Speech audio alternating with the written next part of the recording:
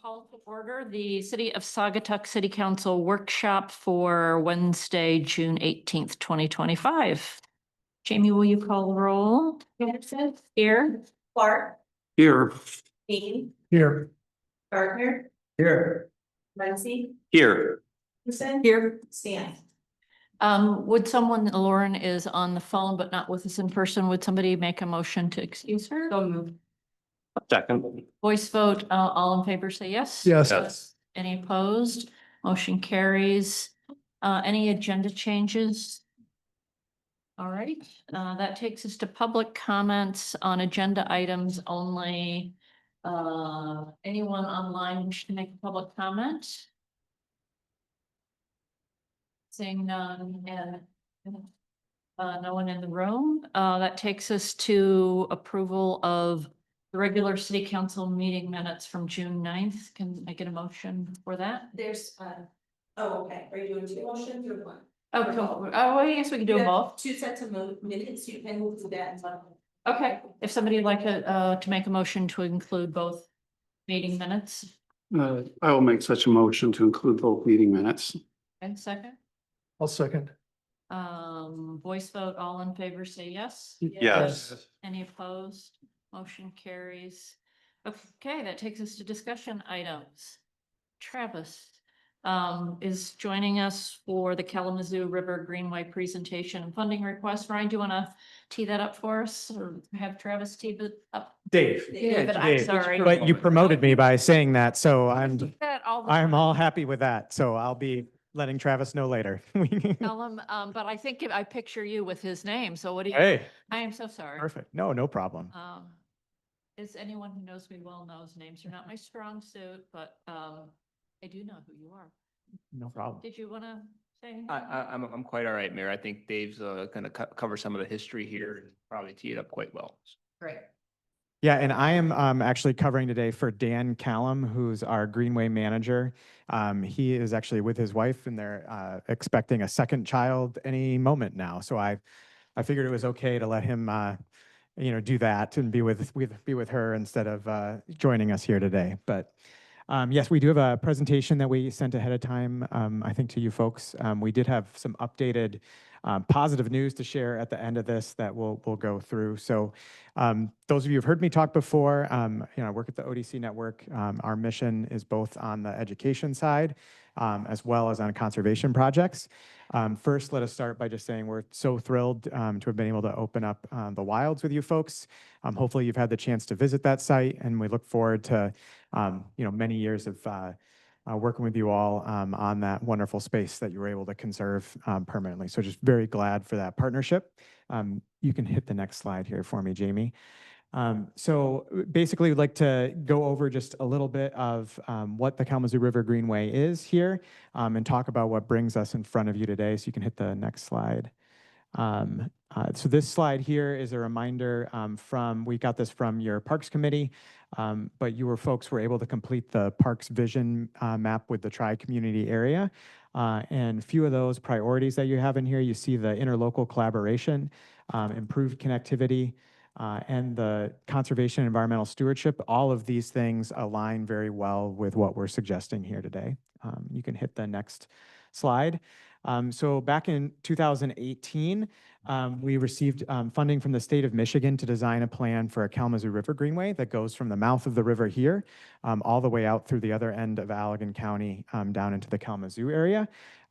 All total, we had stakeholders from across the county and a real strong presence here in both in the city and in the tri-community area, which actually culminated in Saugatuck City here was actually one of the first municipalities to sign on to that plan in 2018. And Councilperson Peterson, I think you were part of that group. Thank you for your leadership at that time. And so since then, we've been kind of picking away at different projects, some preserves that we've had, some work with the local, the national level Superfund project that's working on the Kalamazoo River, and working with independent municipalities as well as organizations on some trail projects along the way. You can hit the next slide. So that kind of gives you a sense of the watersheds that we work on in the Kalamazoo River Greenway area. We are kind of that blue circle up here, as that's the subgroup that we're a part of, talking about today. You can hit the next slide here. And so some of the things that have happened, we had a group stakeholder meeting. We've been working with consumers as they've been talking about the future of their hydropower. In particular for Allegan County, this means the Calkins Dam is included in the group of dams that they're looking to sell, typically to sell for hydro generation. But what this group should be mindful of is that community or the purchaser of that dam could choose to decommission it in the future. Which would change the way the water flows down to you folks. So if I am not a scientist by background, and so I always get upstream, downstream confused. But what I can tell you is the water from there ends up here. So things they do that way ends up this way. Secondly, working with the city of Allegan, they are working on a plan to remove their dam there. And there is removal of the one at Trowbridge right now. They're working on some restoration work longer term in the Otsego and Plainwell area. And we've been also partnered with the Kalamazoo River Watershed Council, and they look at the Kalamazoo River all the way out to where it starts towards the Michigan-Indiana border. Feel free to hit the next slide here. You folks have this resolution on file. This is just a reminder of that, where you folks have endorsed the goals in here and want to see it succeed. And again, I can't thank you folks enough for being early in on that. It's a great thing. Next slide, please. So what we're asking for is not a donation, but asking for you folks, along with 4 other partners, to support, kind of create a base of support to do the work that's limited here, in alignment with priorities that your individual groups would look at, but then leveraging that to scale with those other partners to go after larger projects that made sense to do together. These are intentionally cover a broad range of areas. The team that we have in our conservation department, you've seen some of their work where it comes to habitat work, trail development, the things we've done to speak on sustainability. The education work we do, you've seen it in a variety, and that is what you will have access to by becoming a Kalamazoo River Greenway partner. Feel free to hit the next slide here. So we had a stakeholder meeting in April with representatives from your Parks and Public Work group, as well as leaders from other communities to talk about what we might want to prioritize in the short term. Some of those ideas you can see there. And in the long term, where we'd like to head as well with this group. Don't forget the next one here. So this is the slide that's been updated since whatever we sent out for you. Really excited to share that basically everyone we've met with has committed in that dollar range. And so believe it or not, at this point in time, you folks get to have the option to be the last one in, and you don't have to be the innovators this time, which is really cool. So we're really excited about that. For us, it's great to have that momentum. And one of the things that I find interesting, even though the community of Fenville isn't located right on the waterway here, they see the value in regional collaboration, especially, many of you have seen in the news, right? One of their larger employers is leaving, and realizing the importance of what our environment around us does for our local economies and how we can lean into that and create connection between our communities. So yes, all those groups have committed. Rotary is voting on that. They've given a verbal commitment on the 24th. Next slide, please. So once we kind of have the groups together, we have this advisory group in place. I know that's something that bears some more discussion, but then we would pick away at projects as that group kind of identifies. And on top of that, our staff would be available to partner with you and consult with you on any projects that you have that fit in that list below. So again, this is some examples of what we've looked at. The water trail in particular had significant support at that initial stakeholder meeting, which we believe would benefit your community strongly, and Rotary's even set aside some funding ahead of that to help support that initiative. Look, I didn't even have to say next, and Jamie, you nailed it. Wow. We're on the same wavelength. So we've been, we've been in presentation mode. This is the last presentation we have. So far all the partners have committed. We would be honored if the city would join that group and work with us on that proposal. And then from here, you folks would have the chance to participate in that advisory board. And we'd be able to meet with your staff teams to see what are those top priorities we want to push on as a whole holistic tri-community area or quad community area, including Fenville as well. With that, I'd be happy to answer any particular questions that you folks might have. Certainly would love to answer anything that I can. I'm just going to make one point for the meeting you held. In addition to the Parks and Public Works Committee from Saugatuck, Ryan and I were there. As well, Thank you. Yes. as well as Lauren and sort of her dual role as DPW and Mayor Pro Tem.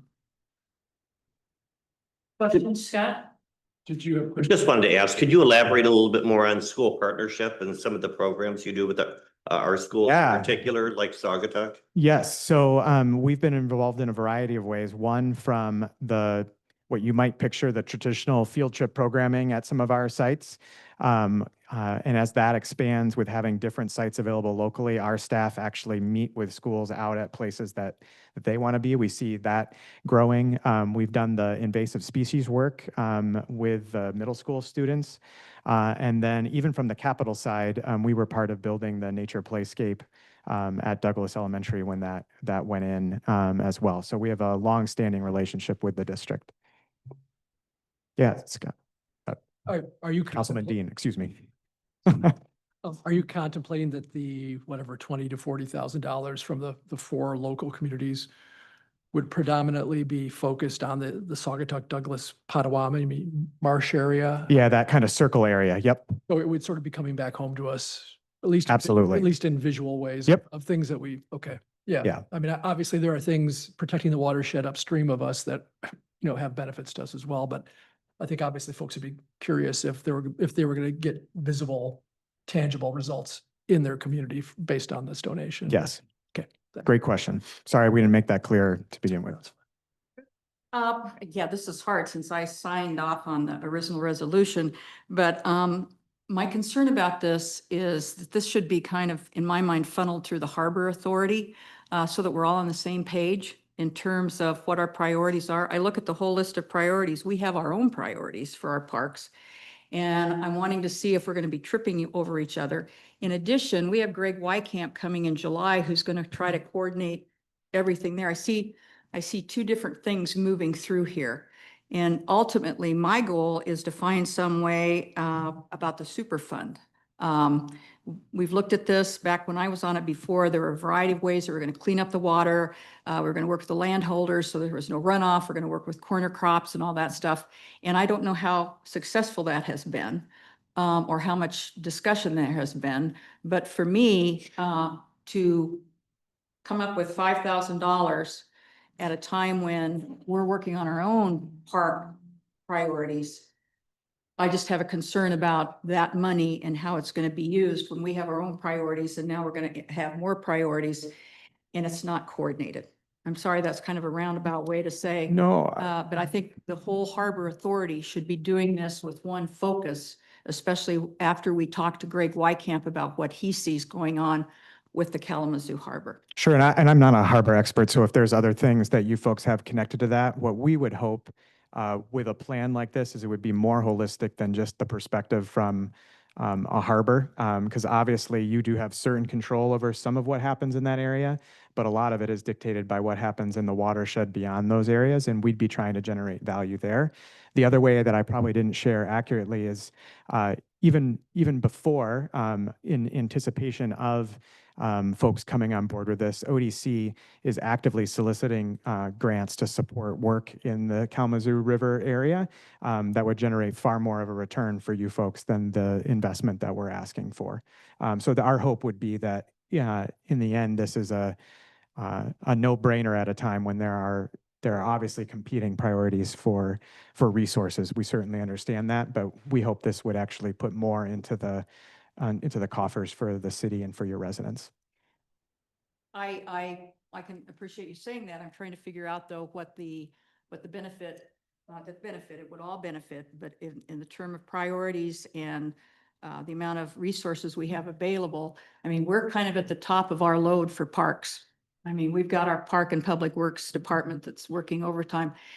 If you're looking at further land acquisition, which I saw, and that would all be upstream. I guess for me, the focus should be on our harbor. And I'm not saying it's not a great idea, because I signed off on it to begin with to coordinate everything, but now we're kind of down to the rubber hitting the road on how dollars are spent. That's my concern. But valid. I would say what we design in this process would be to listen to what you folks would have as your priorities. And I don't know all the different priorities that you folks might have, but we designed to be partners, and how we work with other groups like we do in the Macatawa is to run with things that you think are a priority. We're not trying to layer on acquiring, more land in this area. I do know we've been in contacts with both the school and with Eric Peterson here around the mill property that is in the city. So I do think there are preservation opportunities that ODC could help you with, but that was only one of probably 35 things on there that we think we could be helpful to you folks on. I just want to make sure I'm clear on what you said earlier. So some of this investment, are you contemplating putting it toward grant writing and trying to Yeah, that's some, leverage this? any of those skills or talents or abilities that ODC has would be at your disposal. That's intriguing. The clarification, what discussion is going on with Eric Peterson at the mill? My staff just met with him to talk about how that could connect in with the preserve adjacent and potentially have some level of conservation. So That's been a problematic area because there's that sluice gate that sometimes gets opened, sometimes doesn't get opened, and there's fluctuations in the water level, and I don't know that we really have control of it. I think we have a key or something, but I know there have been problems years with that. and you got the non-scientist here, so I just think it's a pretty spot adjacent to another awesome park, and so that's where I get excited. But you folks can determine what's a priority for sure. Yeah, Eric Peterson, I've known Eric my entire life, and Eric has expressed interest, in his mother expressed interest in donating the property that became the Martha Peterson Preserve. So Peterson family has always been talking about ways in which their properties could become public properties for the benefit of the community. So Eric talked to a lot of people. I've talked with Eric about it, so it's not new, but definitely something that should be within the city's discussion as opposed to private conversation. So anyway, that. Great, yeah, if that discussion needs to happen, great. So again, I'm in support of this. I mean, the concept is wonderful, right? I mean, this river it's key to our economy here in Saugatuck. Preservation of the river can mean different things to different people. What I think is important to, and I think your plan speaks to this, we've drawn your information from is, okay, what's important about the river and the greenway, right? Public use and boating and, hiking and all those other things. So I think that's gonna be part of the scope. So I'm in support with the concept, but I understand where Councilmember Peterson's coming from in terms of an amount of money to support this is something I would get behind, but what I would want to know is a couple of things. One is, how long will this go? So if we say $5,000, is that for 25 years? Is that for 2 years? Is that for 10 years? Don't know if that's been defined yet. Number two is, I would want more specifics about, to Councilmember Peterson's question, where's that money actually going to support within the city of Saugatuck's limits to meet the scope of this project? And we're not quite there yet. I mean, I understand it's a very high level document at this point. Yeah, I do have clear answers to those things. So our hope would be that would be an annual investment. Perpetuity? As long as you folks think there's value there, but you get to meet every year and decide that. And then secondly, that resources would go to support ODC and our staff to be involved with you all. We would need to find funding to do those projects because they can't be done.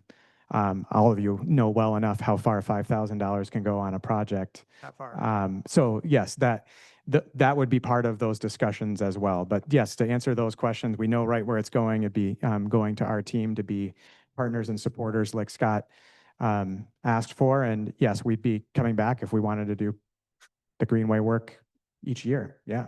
And I am sensitive to the concern that was brought up by Councilmember Peterson about maybe overstepping or maybe stepping on. I don't know how to describe that, but the Harbor Authority has some specific responsibilities, and I see it in conjunction with this. And I wouldn't want to have a situation where all of a sudden the Harbor Committee is saying, wait a minute, this Project Greenway is taking away some of our work or is replacing or whatever. Yeah, so the Harbor Authority was a partner when we developed that plan. We would gladly have them be part of an advisory group, and I'd gladly present in front of them to see if they could put resources there as well. We think it would benefit them in the long run. Certainly would not be looking to do things that would slow down any of the success or the things they already have planned.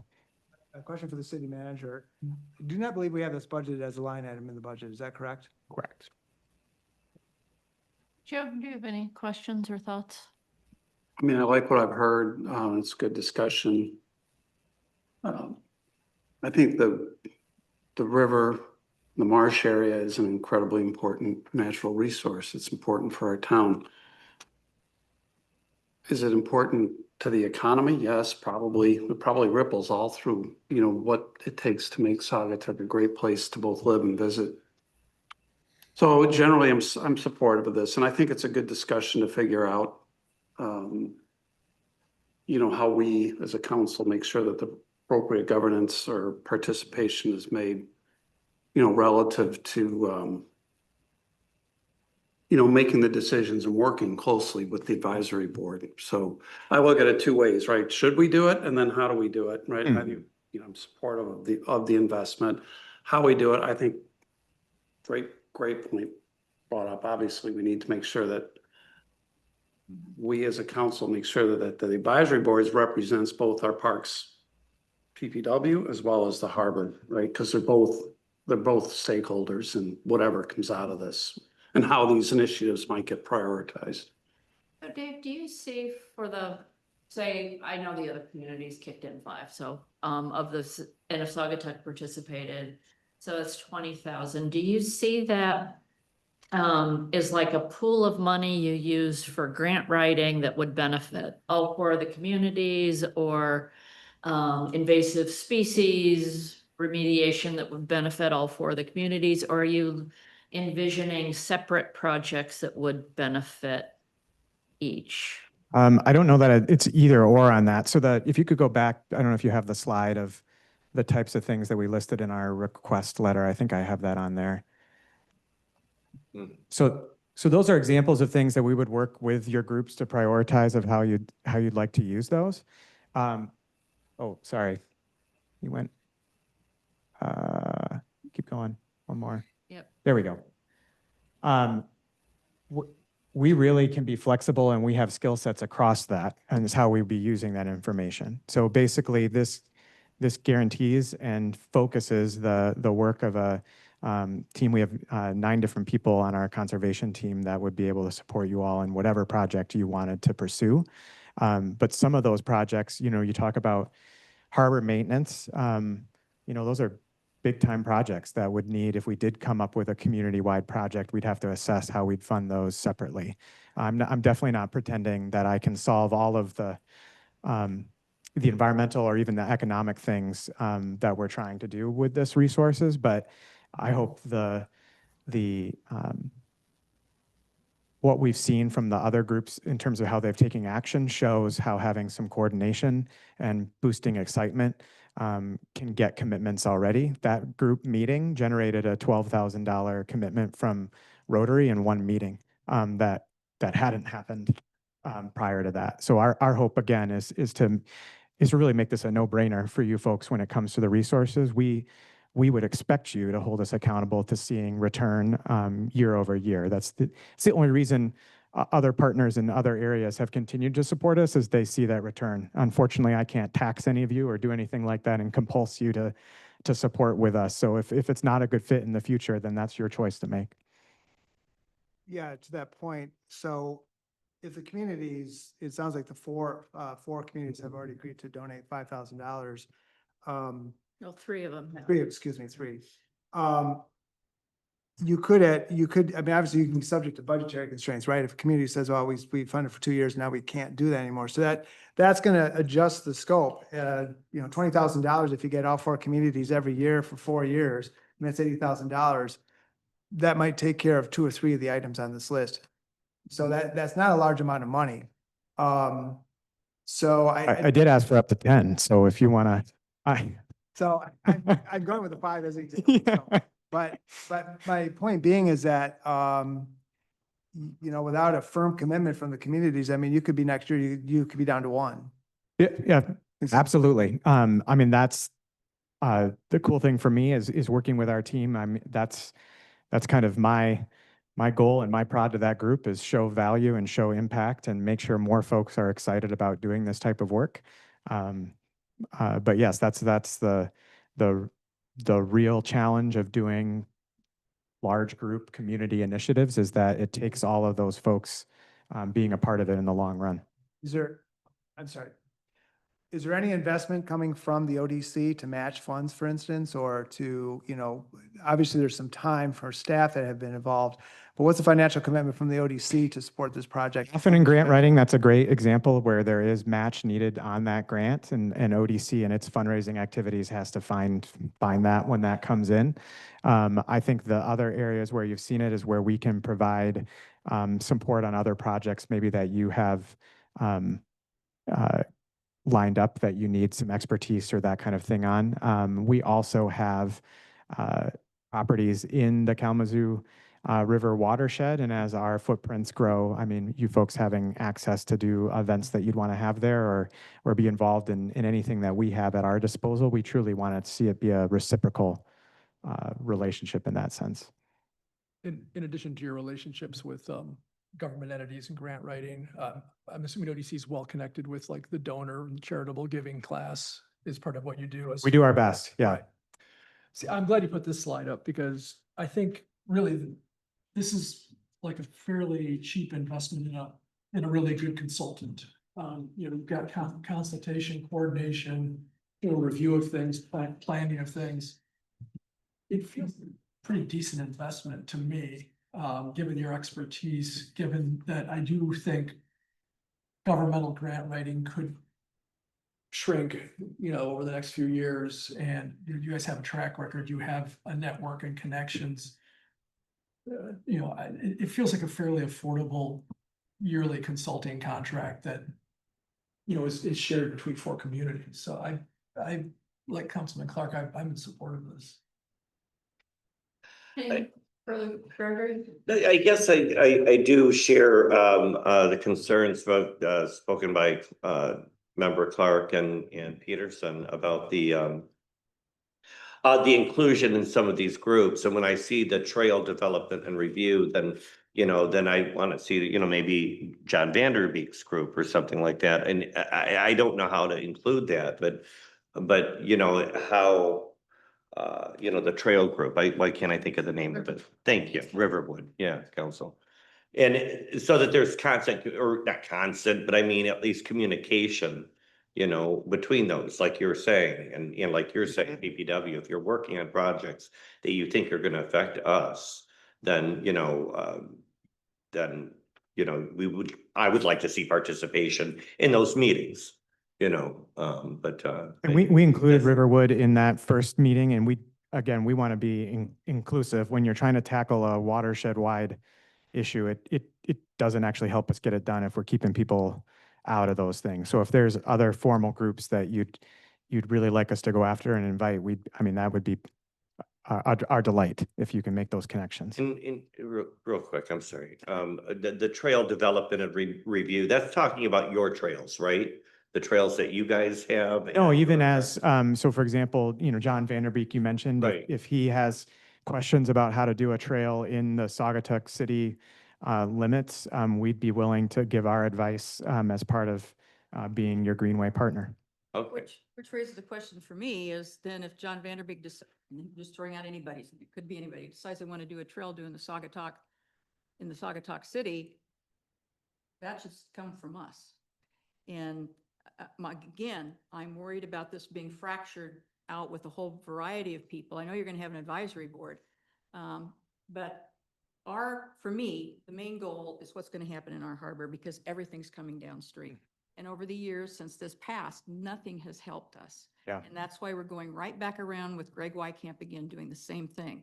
And I know there's going to be funds that he's going to recommend to us to do. So I have a hard time looking at your work scope without fragmenting what other people are doing. Again, I can't speak to the Fun. harbor piece, but I hope an example of how we keep it from being fractured is what's happening with the wilds and the dog park and building connections across municipalities, so that when you folks develop a trail that's part of your rec plan, it doesn't dead end in the neighboring community. And I think that's having that group together. Our hope would be to actually prevent what your right concern would be is if you end up doing things one-off, we would be trying to tie that all together for you.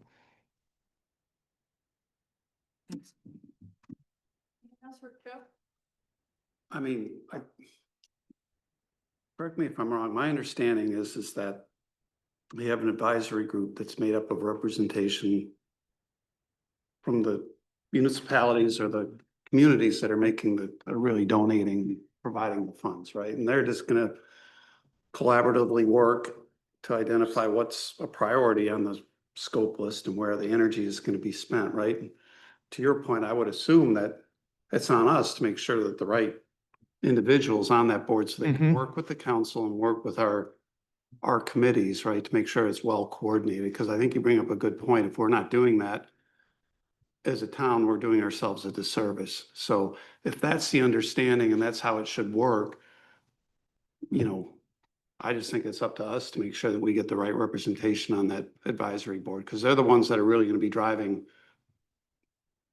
what scope is being Well, undertaken. A quick way to get that is to have Lauren. Yeah, I mean, Lauren I be the would, person I to think be Lauren would be the right there. person. I mean, as she's DPW. She can't defend herself. I know. strange. You made the joke for me. He's also bringing everything to the To picnic. bring all of so- those things up there with the exception of the Harbor Authority. Mm. So. Any other questions?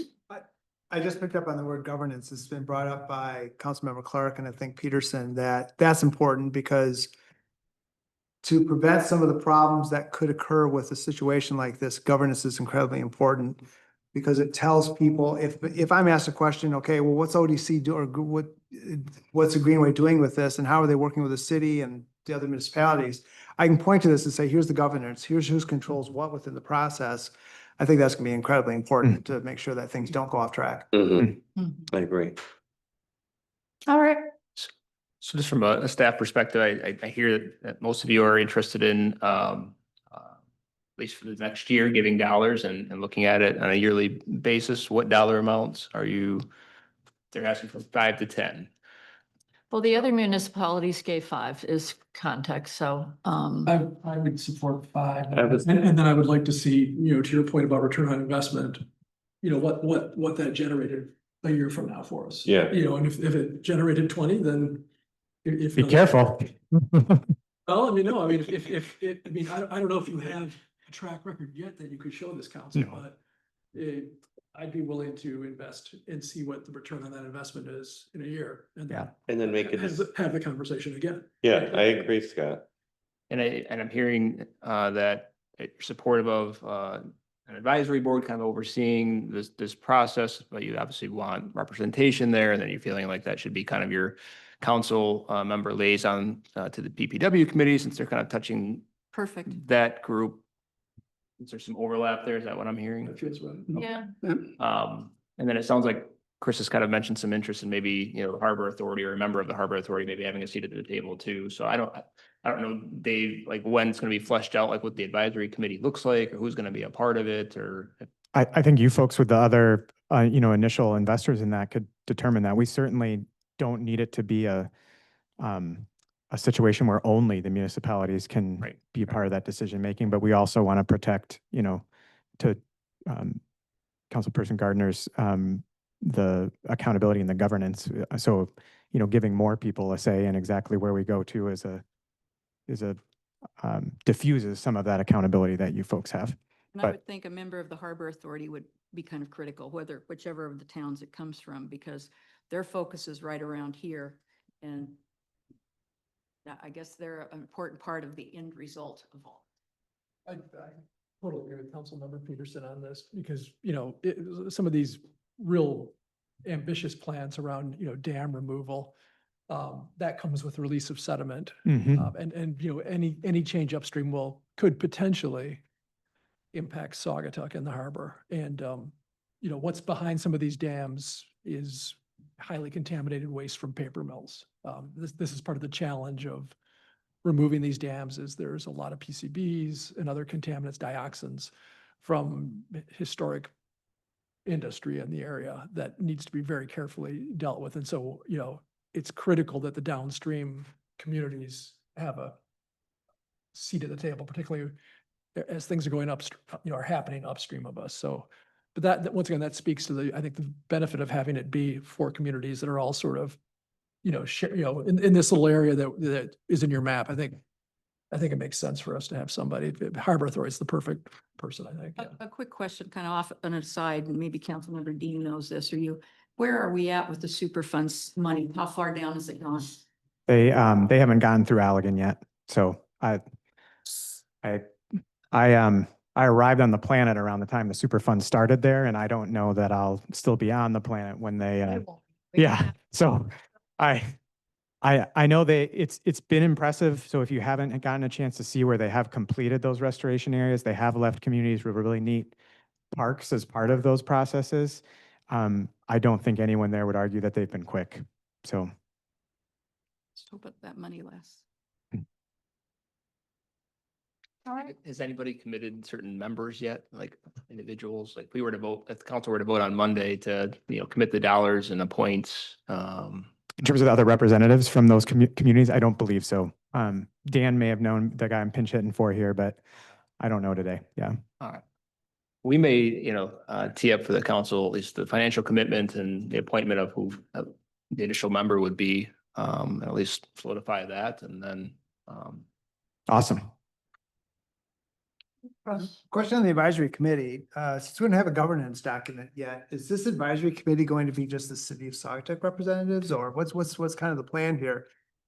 Township, village? Yeah, so what we call it in the Macatawa watershed is the Unity team, and it has representatives from the units of government that support it, and then as well as those other organizational stakeholders like the Parks Foundation or the in Ottawa County Parks sends some representatives, and typically, and you could consider too, that when you appoint the preferred representative, allowing for you folks to send alternate or staff.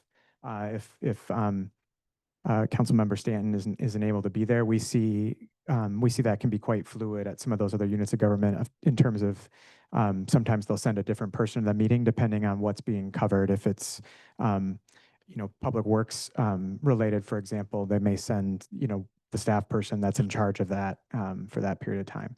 We can certainly be flexible, but our hope would be for the region highlighted in that blue, that it would be made up of folks that are contributing to that, to this project, whether in financial or if there's partnership reasons like the harbor where you'd want to, Harbor Authority where you'd want to include those. Yeah, this can go down a really quick rabbit hole. Well, save me from it, Russ, save me from it. I'm thinking about like the Rotary, they're gonna be contributing if they pass a vote, was it 10 grand? I forget the amount. They might want to have a seat at the table. What's to stop them from having a seat? Let's say Dale Harrison, many of us know Dale Harrison. I forget the name of his group. He's been involved with the rivers here for years. What's to stop Dale from saying, hey, I'm a resident, I think he's a resident township. What's to stop him from saying, I should be a part of this? I think that's where the governance is very important. So maybe the Macatawa watershed group, if that's the name of it, might be a template for us to use. Because I can see this becoming, Big. yes, Yeah, and we'd be happy to provide that as a template. I'm just kind of. No, getting- I appreciate that because one, it shows you folks are committed to thinking this through well, which is a great feeling to have. And two, I'd be curious to hear, both from this council's perspective, but also the other partners of how they see that core group developing, because I think that's where we as the ODC would want to take our cues from on, is this anyone can come to the meeting, but there's a core group of folks that, do the decision making. Is it a more closed, group where people can have discussions, because that's, I could see either end of the spectrum being preferable. And I think we'd want to take our lead from you folks and those other municipalities that have supported this on how to put those structures and guardrails in place. Yeah, I think of the Sargent Douglas Coastal Alliance. And that's another, so again, that's where we have to be, I think this council needs to be careful about how we structure this. Well, and I'm going to follow up with a question after that. Is ODC going to be providing the staff support for all of those meetings and Absolutely. mailings and everything Yep. like that? Perfect. Ryan probably wouldn't have brought you any of this if I was counting on him to do it. So. Good questions, folks. I appreciate it. All right. Well, thank you. No problem. Thank you David. very much. Yeah. Head out, but if you need any follow-up questions, Ryan, feel free to let me. Thanks, Dave. Appreciate it. Thank you, Dave. Thank you. All right, takes us to discussion item B, liability and property insurance renewal, which is page 26 of our packet.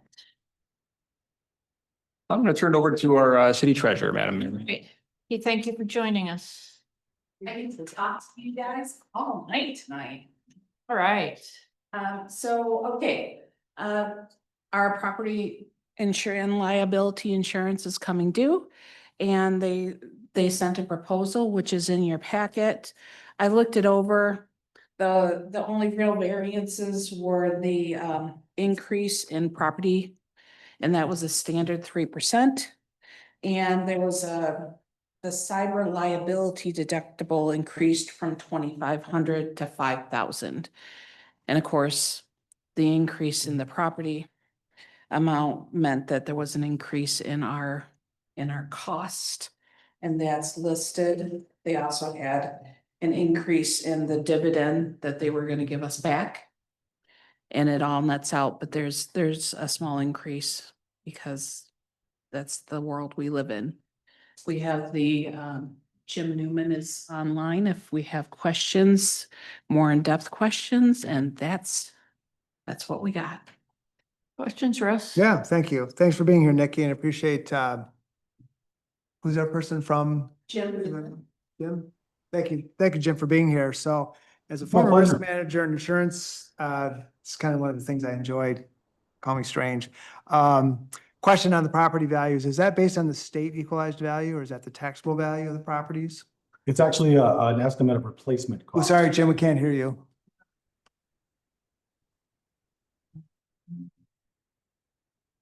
Jim, did you hear my question? He's muted, yeah. It's an estimate of replacement cost. Can you hear me? Yes. Okay, sorry about that. No, for insurance, we use replacement cost. Where if something were to happen to the building, we calculate what would it be approximately to actually rebuild it from scratch. Okay, so you have algorithms that or models that help you estimate what that is, right? Yes, there's a system that they run through each renewal and it calculates what any variations would be. And because, even when values are going down as far as, property values, that doesn't necessarily impact replacement cost on those. So we use a totally different kind of a system. Thank you. The next question I have is just generally for the city, does MML offer any kind of a risk management process where you'd come in and evaluate where the city could be reducing its risk exposure on different things that the insurance covers? I know that's a pretty traditional offering. Is that something the city is taking advantage of or that MML offers? Absolutely, it can be taken advantage of. We have a loss control consultant for you guys. He's based out of Muskegon. His name's Dave Sperry, and he would come in and do any sort of consultations that you would need. He works only for members of the MML. Yeah, that's definitely something I recommend that the city do over the next year. It's very responsible to do that. So pretty typical for organizations to do that. The other question I had was on the rate itself. Is that's an annual premium? I don't recall us having to approve this last year, but my memory is not always the best anymore. So is this something that we could extend out to say a 3-year period to lock in a rate? Just curious. No, unfortunately, there's no lock-ins on it. It's each year they try to readjust it, as only based on market conditions. And that's just because as the insurance pool, they have to purchase reinsurance. And so, I mean, as all these crazy things happen all across our beautiful country, it even affects, our reinsurance rates when it's, even if it's a mild year in Michigan. So it's too very, very much of a variable. Understood. Thank you. But So that what- does impact the dividends. So like, obviously, when we don't have as many claims and things like that because of a fairly decent year weather-wise, it does help with the dividends. Thank you. So to start the risk management review process, how does that start? Is that a contact from our city manager to you and get contact with that Sperry person? I didn't hear his name. Sure, yeah, Ryan can reach out to me and I'll put them together for sure. Okay, I don't know if that's something the council needs to take action on, but I would highly recommend that we do that. Any other questions? Yes. Chris? I'm sure we're all aware of the houseboat issue and the contract and everything. And looking at the public officials liability coverage on page 39, MML turned us down for coverage, and I was one of those people named personally. Is this contract that we have here going to prevent that from happening again? Yes, this coverage does include public officials liability. Okay, thank you. And it covers the public officials as individuals and as councils and boards and things like that. So it does protect them as individuals as well. Okay, thank you. Additional questions? Okay. Thank you for joining us. No problem. If you guys have anything else, feel free to reach out to me. I'm actually traveling, so I'm just trying to work with this computer that doesn't work so great. So I appreciate you inviting me to be part of it. Thank you, Jim. Thank you. Take care. Thanks, Nikki. And you're on, you and Ryan are on both next for the employee health insurance benefits. Yeah, sure. I'm gonna take the lead on the presenting this, Madam Mayor, but Nikki and I have been working on this together for quite some time now. So I have some slides I want to run through with you. Some of them might be just kind of refreshers for some of you that have been on the council for a while, and some of you may be some newer information. So just in kind of looking at our options under Act 152, it's the Publicly Funded Health Insurance Contribution Act. That was enacted in 2011. Essentially, as a municipal employer, we have three options in how we provide health insurance to staff, or at least how much we're going to spend towards that. So we can either adopt the state's hard cap limits, which they update each year and say, hey, this is how much that you can contribute towards single person's health insurance premiums, two family, or more family members. There's an option to do 80-20 cost sharing, where we would make a commitment to, as a city, to pay 80% of the premiums, and the employee would be responsible for 20%, and then we share in any cost increases that there might be. Or the city council has the ability to opt out and essentially indicate that we don't want to go with either the hard cap or the 80-20. We'd prefer to do something different. So the next slide kind of shows you kind of what that looks like. So the state's hard cap limits are shown there for this next year. And essentially, in looking at our health insurance renewal quote for next year, those hard cap limits would not cover the costs of that quote. So anything above the hard cap limits, the employees would essentially have to take on. And what that essentially does, especially for employees that have larger families or older employees, because we're covered under small group coverage and there's banded rates, essentially that puts a greater disproportionate amount of the cost on them.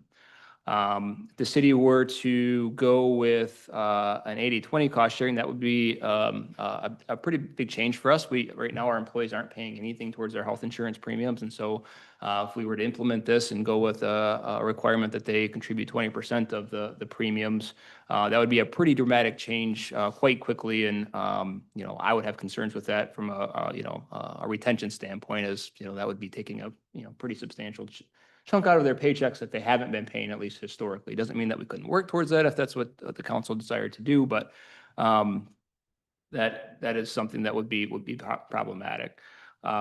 City council historically has voted to opt out of both options, and what that has done is really provided us with greater flexibility as an employer to provide health insurance benefits, which ultimately has resulted in a richer benefit for employees, right? We're not requiring any, sharing of the premiums. And then, but what that's essentially done is really helped us with recruitment and retention, right? We're all able to say, hey, we have, better health insurance benefits that you might otherwise be able to get in the private sector or with even other municipal employers. And so, my recommendation to you is essentially that we continue to at least opt out and have that flexibility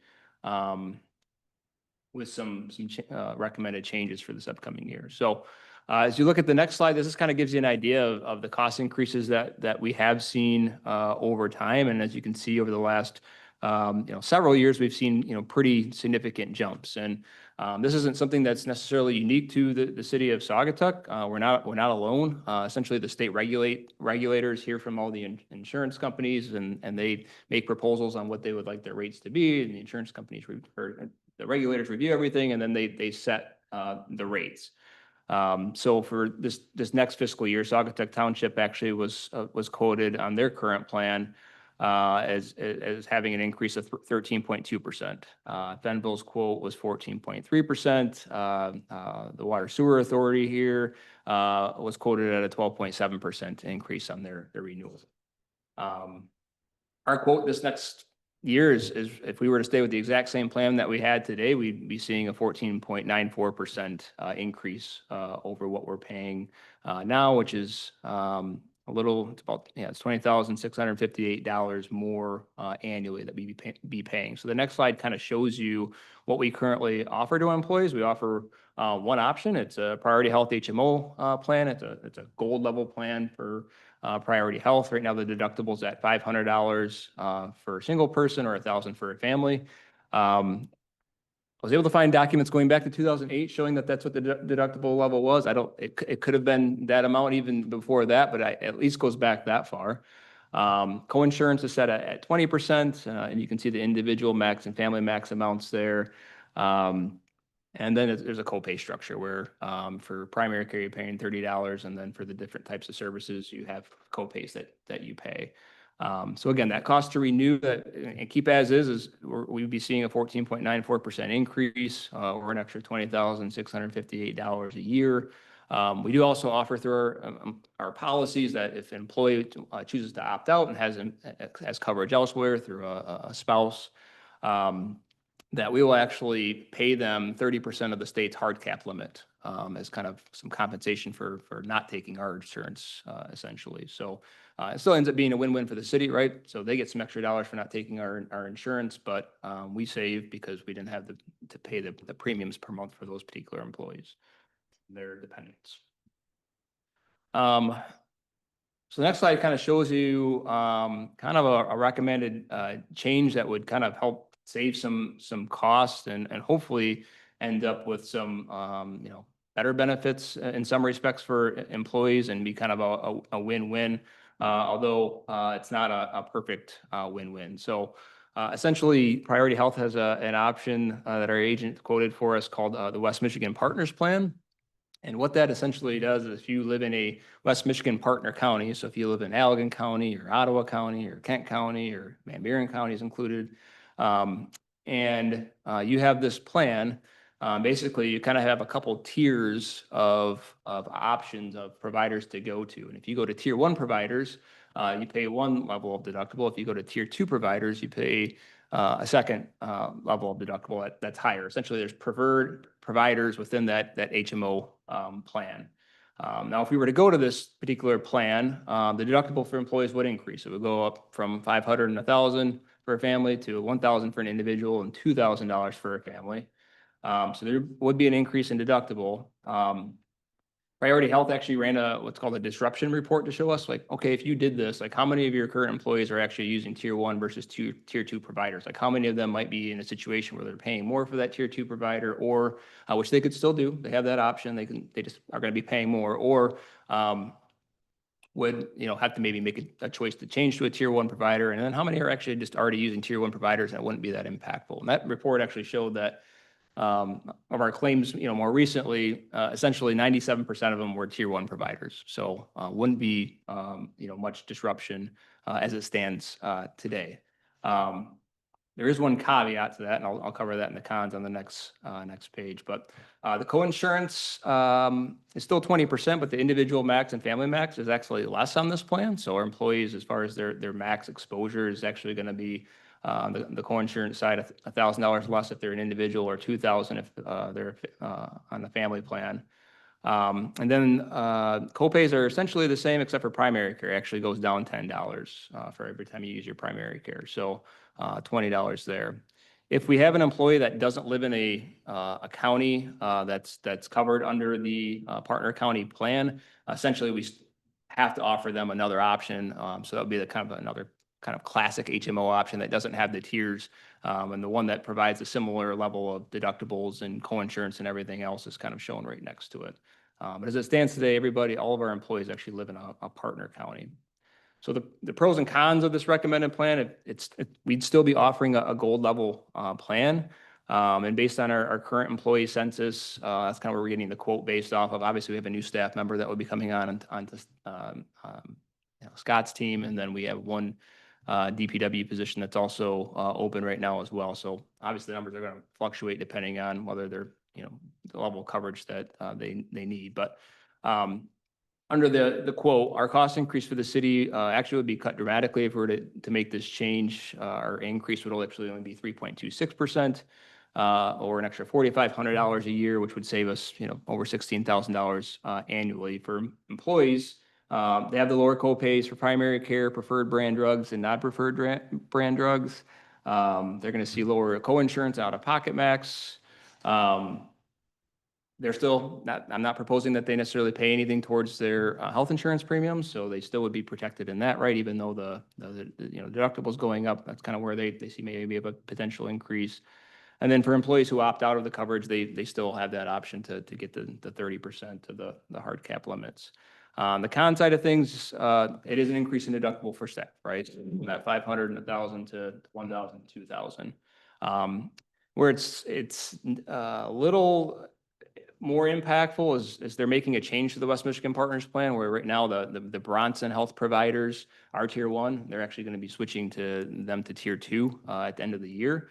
Some of our staff, my understanding is I don't know who they use because I don't need to know that, but I understand some staff do use Bronson as their healthcare provider. It wouldn't be impacted by that come January, and would have to make a decision on whether or not to stay with their current providers and pay more on the second tier, or if they'd want to switch to a tier 1 provider. So some alternative options that Nikki and I have really been mulling over.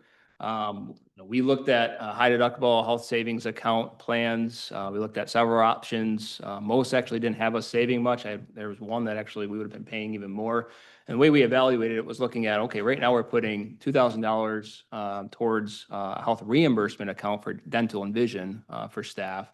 And what if we were to shift those dollars into an HSA? Because right now it's an underutilized benefit. There's staff that aren't necessarily using it to its full max, whereas we could put that entire amount into an HSA for staff.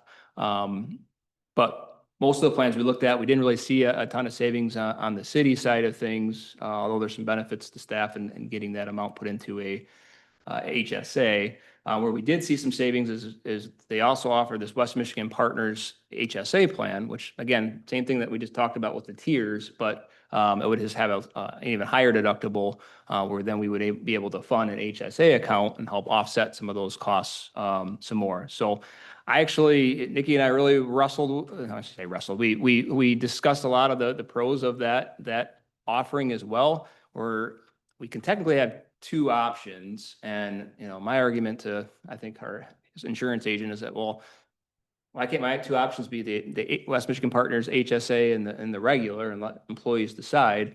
But because we have to offer a classic option, if an employee doesn't live in one of those counties, it's potentially, more plans than we're supposed to have. But they're checking for me to see. So you may see a recommendation where I say, all right, let's offer both. And folks that want the HSA option are thinking through the benefits of an HSA, great.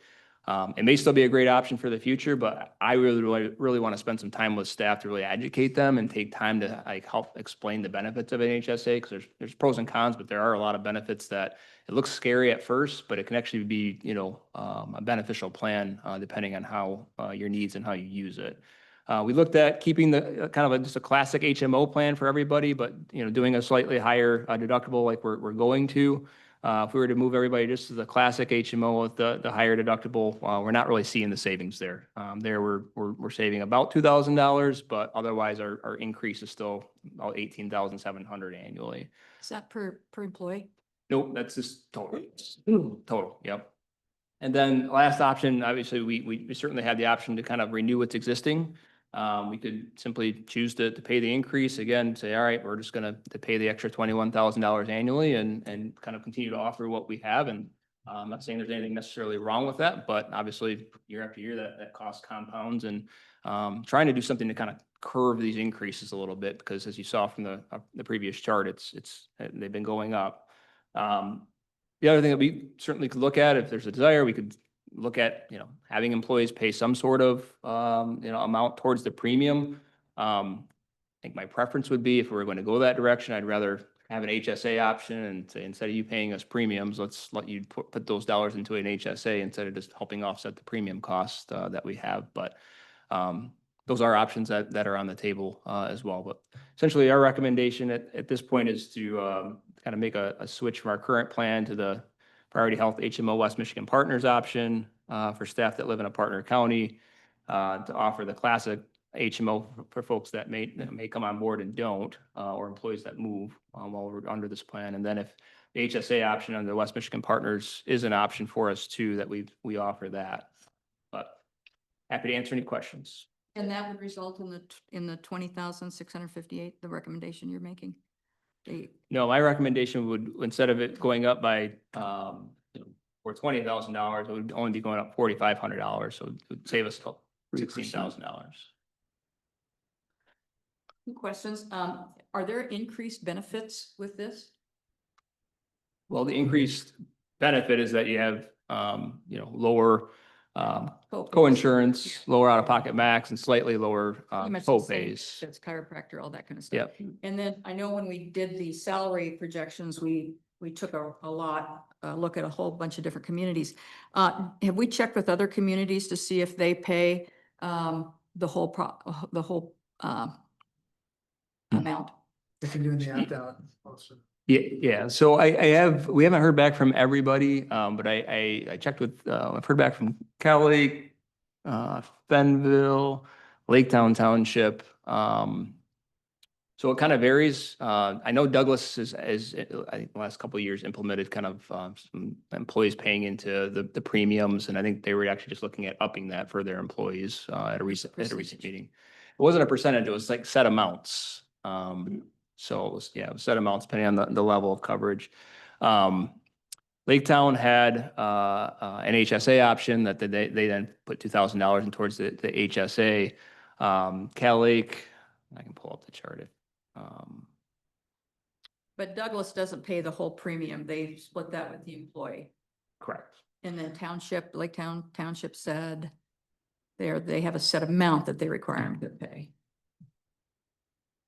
So Laketown doesn't charge the employee premiums, but they have an HSA plan that they put into.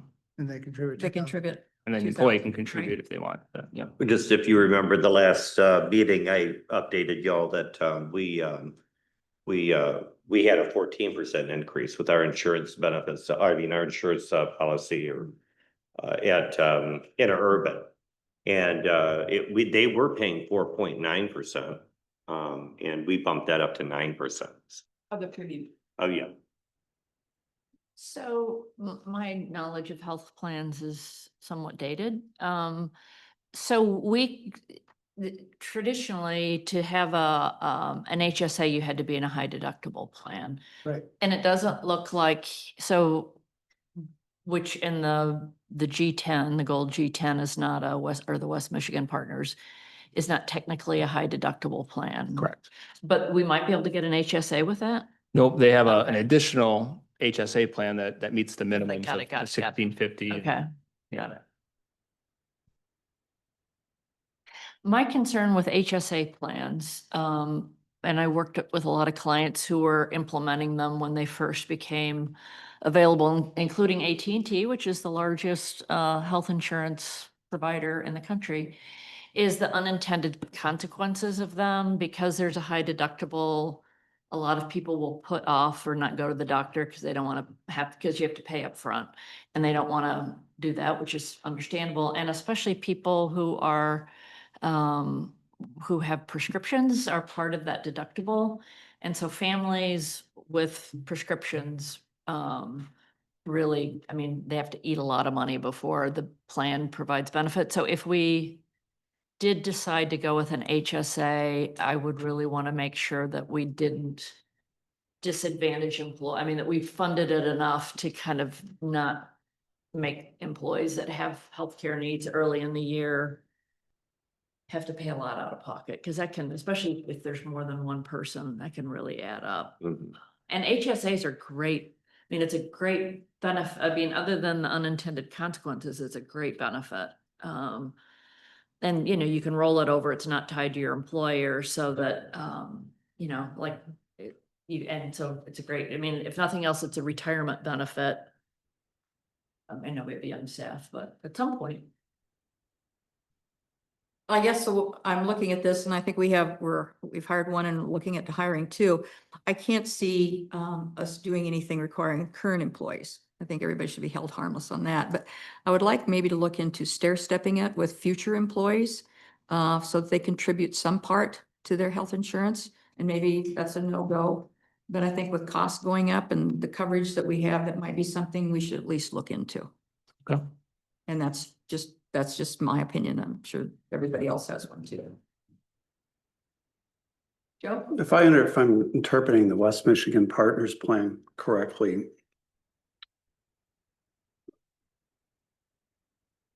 the premiums go up 3.6%, did you say? 3.1, 3.6%. Yep, 3.25%. And the deductibles go up with it. So, and in relation to the deductible, the max out of pocket comes down, right? So I think you got a couple different dynamics at work there. It sounds like in a certain way, some of the costs are being picked up by employees because deductibles going up to offset some of our increases. I mean, it's kind of navigating a healthcare minefield here, right? Everybody's costs are going up. I think municipalities and businesses, governments are doing everything they can to kind of navigate this minefield with the same thing in mind, trying to, keep retention, in focus without it breaking the bank. It feels to me, without trying to jump to a conclusion, and I know this is kind of where you're trying to take us in terms of your recommendation, it feels like a reasonable thing to ask, right? I mean, it's not a big hit, right? But it is picking up some of the costs and helping the city as well. That's just my gut check on what you've presented so far. And in terms of the HSA high deductible plan, did you say that there could be the possibility of a contribution from the city? Yeah, correct. So, I mean, the numbers that Nikki and I were running, is it related to the West Michigan Partners HSA plan, which would have a deductible of $1,650 for an individual or $3,300 for a family. We were kind of playing around with either contributing or again, shifting that $2,000 HRA contribution that we do for health, dental and vision into the HSA, because you can still use it for that purpose. Now, for the employee, that's not totally available for that, vision and dental purpose anymore. But we were able to run the numbers and actually increase that contribution somewhat as well, and still end up with around a 5.5% increase for the city, which was still reasonable, considering putting a little bit more into an HSA, trying to lessen the impact of the higher deductible under the HSA plan, saving dollars for us, but also creating a reasonable HSA. Yeah, I think it's a good logical way of looking at it. I guess the question I have is, show my ignorance here, is there a COBRA in effect for municipal employees? Not here, no. Okay. Because that ripple thing, right? If you start getting into contributions, what happens if somebody leaves, and do they take it with them? And then do they have a huge gap, from a deductible perspective, right, to meet their, healthcare requirements? So, okay. Thanks. So I just a quick clarifying question. So so I didn't realize I didn't look at Plan 4. So we're really comparing Plan 1 with Plan 4 and what's in the packet? So Plan 1 is the West Michigan Partners, and then would it be Plan 4 is is not, so what we don't have is if the West Michigan HSA, is that what you're saying? Well, so Plan 1 is the Priority Health HMO West Michigan Partners that we're Right. looking to go to. Yeah, Plan 3 is the HSA option. Right. okay, got it. That, again, I don't know if we can also offer that as well. We're waiting to hear back from the insurance Okay. provider, but I would say not looking to completely go to one or the other in the sense of not wanting to put just an HSA on the table for staff at this point. Right. I'd like Yep. to offer them a Yeah, choice I if think that's if great. need be, because I think we'd still see the same amount of savings Yep, or pretty close to it. Mm. So those are the two plans that we're looking at, but for sure offering Plan 1 to Okay. staff would be great. would be a change plan for them. They're gonna see a higher deductible. They're also gonna have to wrestle with tier 1 versus tier 2 providers and make some choices that relates to that and using providers that are a better cost under the plan, but. But I think for those that have, greater medical needs, right, the lower out of pocket's gonna help offset that. And I think that's a Yeah. selling point, right? Exactly. So that's definitely a benefit. Yeah, if you're an individual, okay, deductible's $500 higher, but my out-of-pocket max Right. co-insurance is $1,000 less. So, my deductible for a family is $1,000 more, but I'm paying $2,000 less on the out-of-pocket on the co-insurance. So, yep. Bruce? Boy, this is like being at work. I work for Corewell Health, full Mhm. transparency, which owns Priority Health. And actually my plan is the Priority HMO West Michigan Partners Plan, so I'm in the tier 1. I've not found that as an employee to be an issue at all. We have occasionally gone outside of the network, but that's been a rare occasion. So just speaking from experience, that's worked well for our family. I've been in an HSA as well, which was wonderful because the dollars traveled with me, as was mentioned by Mayor Anderson. So, at this point, from a city perspective, I've always voted for the opt-out because I think it is important, as you mentioned in your memo, that we want to have a plan that's attractive because that's going to retain and attract employees. It's also good to see what other communities around us are doing because that's the talent pool, right? So you want to just kind of see how we compare. And I never want to be the outlier, either plus or minus. We'd want to be right kind of where everybody else is. But it is also the reality of the world today that, employees are being asked to share more of the responsibility, and there's different ways to do it, as you've explained. One other question I have about this, though, is that do we offer, it wouldn't be through Priority Health, it'd be through us, an FSA, which is a, Spending yeah, account. thank you, flexible spending account. Is that something we've even talked about offering to our employees? I mean, we love it in our house. It's absolutely wonderful. It's pre-tax dollars to contribute for Sure. use. Yeah, we haven't talked about that. Nikki and I can certainly look at that That'd be good. option as well, if folks That'd- want to kind of get ahead of a deductible or Yeah. something like that, yeah. Be a nice benefit Sure. in addition to this. So are we talking about offering one option to employees? Because I think, the little bit I know about our employees, we got people that are in different family situations. We've got some employees that have young children. We have some folks that have no children. So where I work, they offer several different options, right? To fit my personal need at my point in life. So are we talking about offering several different options for employees to choose from, a cafeteria option? Or are we talking about just offering one choice, saying this is what the city has agreed to provide? Is that? Right, so our insurance provider said that we can, based on our size and makeup, offer 2 options. Okay. So. Yeah, that's kind of what I um, thought. So, yep, so that's where I for sure offer Plan 1. If an employee doesn't happen to live in a partner county, we have to have an option for them because they can't participate in that plan. And that's where kind of Plan 2 then is the equivalent, just you don't have the tiers. But if they'll let us count those as one, because it's kind of accounting for where the employee is living at, then I think we offer Plan 1 and 3, because then if you want an HSA plan, great. Take advantage, the benefits, triple tax, and all that good stuff, right? And I remember when that was first offered at an employer in my situation, there was a lot of education around it, as been mentioned, to understand how it works, because at first it's like, oh my God, I'm gonna be bankrupt at the Yep. end of the Mhm. year. Yeah. And that's really not how it worked Your out. old client videos. That's not really how it ends up working out, but for us, it was wonderful at the time. So just again, that would be something that I think would be worth offering, but just, we'd have to be prepared to answer questions.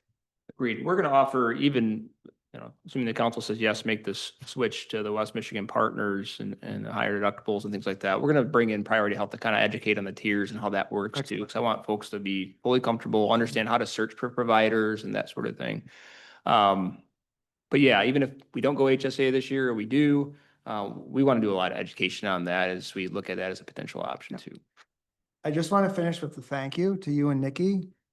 I don't believe I've seen in my time on council a presentation quite at this level of detail, and this is the world I live in at work, so it's kind of interesting to me. But thank you, because we did not see this under the previous city manager. We saw none of this. We just saw, hey, here's your premium. Could they do Medicare too? No. Yeah, but thank you. I just appreciate the level of detail and explanation and respect you're showing to our staff. Thank you. I mean, for me, and Council Member Gardner said it well, it's about being competitive and retaining staff, because there's cost associated with turnover. There's cost associated with not being able to get the very best people because we're not competitive in our total benefits package. So I think, if that gives you a sense of where I am on this, let's just make sure we're competitive and that, this is going to be popular with the employees. It's not going to be a turn off, and it's going to be hopefully an incentive that we can keep the best talent around. John online, are you still awake? Yeah, I can tell you. Yes, I am. I am awake. I've been listening intently. Yeah, I thought so. Sorry, John. Hello. I just wanted to acknowledge your presence. Thank you. No worries. Any other questions? Ryan, you need anything else from us? Nope, we'll tee this up for you for Monday, and then the presentation I just went through, we'll make sure that you have a copy of that as well, so you can digest a little bit more and think through. Great. Okay, budget amendments for fiscal year 2024-25, page 47. Welcome back, Nikki. Aye. Aye. All right. So it's done the year, and we have to have this out and done before June 30. It's seems like it's a law. So there we are. Yeah. Those laws. And so Ryan and I went into it and we took a look. There's some of the increases or decreases are just because we know what the number is. There's not gonna be a change, and so that we straightened those up. Some of the salaries and wages that you're seeing as a change is because the DPW shifts with what's going on in our community, in our weather and all of those type of things. So that's a prevalent change that you're gonna see all throughout the budget amendments. We also had some items that moved forward to the next year. So we reduced those, and there was also the KLSW fees actually are coming in higher. That's something specific to look at. We had budgeted to use $465,000 some dollars of the general fund balance, but we're actually going to have an increase. So that's out there. And Increase in fund balance, just to clarify, and just to make sure. Yeah. increase. Not an increase in how much we're gonna use of the fund balance, but an increase actually in. Yeah, you're reversing for a 465,000. Right. I'm turning it into a lot. What is that change? What is that number? Do you have that yet? No, it's, yet. I mean, it's somewhere in our, it's further down in Oh, the is it? paperwork. Yeah, the projections that we did the budget Oh. based on were between kind of $500,000 to $750,000. So could be even more, but we'll see how Old Beach, runs the next. Right, so, yep, net, revenue over expenses. So half to 3/4 of the general fund up. Okay. Yep. Wow. Okay. Some of the items that moved to next year include the project coordinator position. And we'll get into hiring that. There was a new truck that was supposed to happen and that's not done yet. That kind of thing.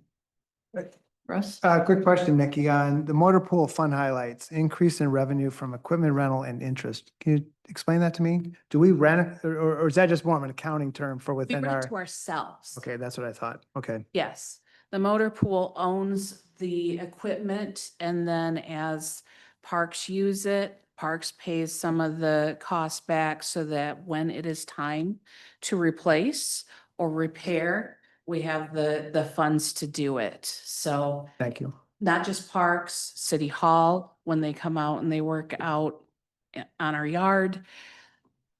A variety of places get it. DPW, the roads. Anytime we use the equipment, as long as it's not for the motor pool itself, a portion is, they're gonna pay to, they're basically renting it from ourselves. Thank you. Other questions for Nikki?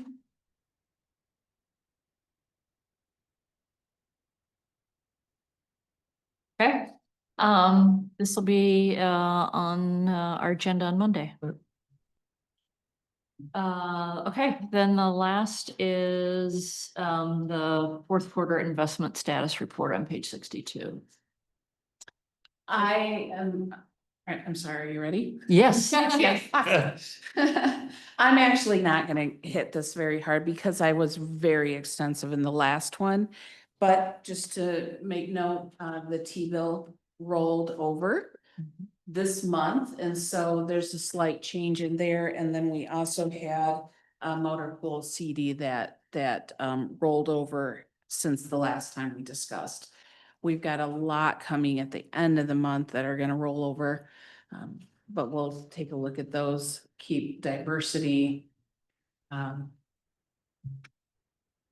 Keep our eyes on it, keep it going.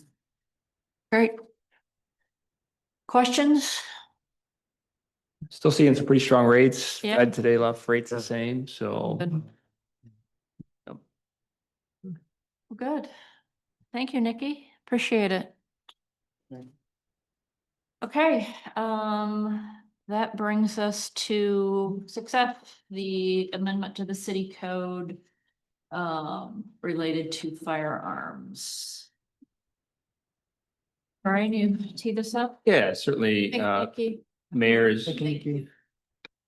So as you know, the Community Wildlife Committee has been hard at work for several months now, and I presented a resolution to you a few months ago with their recommendations, which you approved a resolution essentially kind of acknowledging those recommendations, and now we're kind of at the next step of kind of carrying those out depending on how each community wants to approach that. And so one of the things that was kind of flagged during the committee's work was a need to really update our existing ordinance. One, because there's some regulations in here related to firearms that's in conflict with some state laws and some case law that's out there. But also kind of noting that the archery equipment that was kind of identified as part of that ordinance may not be something that the city necessarily wants to regulate, may want to defer more to the state laws and rules that are out there that have protections in place, especially as folks want to do some hunting potentially on their private property in areas that have sufficient space. So legal is prepared. Previously prepared kind of a legal opinion that I sent on to all of you to review. Before you is a draft of those ordinance updates. I know Mr. Brennan is read through and is prepared to answer questions that you might have today as well, but essentially looking for your feedback on the ordinance changes and go from there. Great. Scott, do you have anything you want to know? I know you've spent a lot of time thinking about this. No, I think it's best that legal discusses it. I mean, the basic idea here is a change that basically aligns us with state law and activity that's been going on in the state for, centuries. And the objective is not to create work for staff or to create something that's different than the state law that would potentially open the city up to liability. So those are the basic concepts. Once again, just basically actually bring us kind of in parallel with actually the township and the rest of the state, frankly. Questions for either the attorney or Brian, Russ? Yeah, it's, so looking at 13501 weapons, the addition of item 2, which is in support of the project that's been coming our way in terms of a deer call. This would just simply allow that to take place. And I'm assuming there'd be a policy and procedure below this, which will determine how that approval is going to take place by the council, et cetera. So in support of that, item B, my concern here is that, so does this say that the use of bows, crossbows, and archery equipment within the limits of the city shall comply with any applicable state laws, rules, and regulations? So what does that tell me? Does that tell me that the state, in certain circumstances or conditions, would allow people to use bows, crossbows, and archery equipment within the city limit with Right. this? So if Is that a question for me? No, thanks, John. No, it's just more trying to understand exactly what Okay. this is. Because if the deer call is going to be with trained people that call, they're going to be using, I'm assuming, probably firearms. So why do we need item B? Because I think what this opens, at least the way I'm reading this, and if I'm misunderstanding it, correct me, is that what this will do, this will open up the opportunity for Joe Public, Jane Public to hunt in the city of Saugatuck with the bow, crossbow, or archery equipment within the state laws.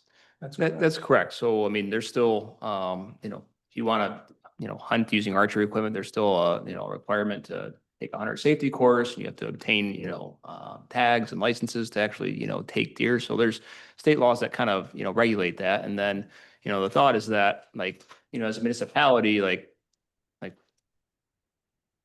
are there certain regulations that we really, need to have in place over this, or are the state laws, sufficient to kind of offer those protections? So hunter safety course, licenses to hunt, and then, there's still protections in place as far as,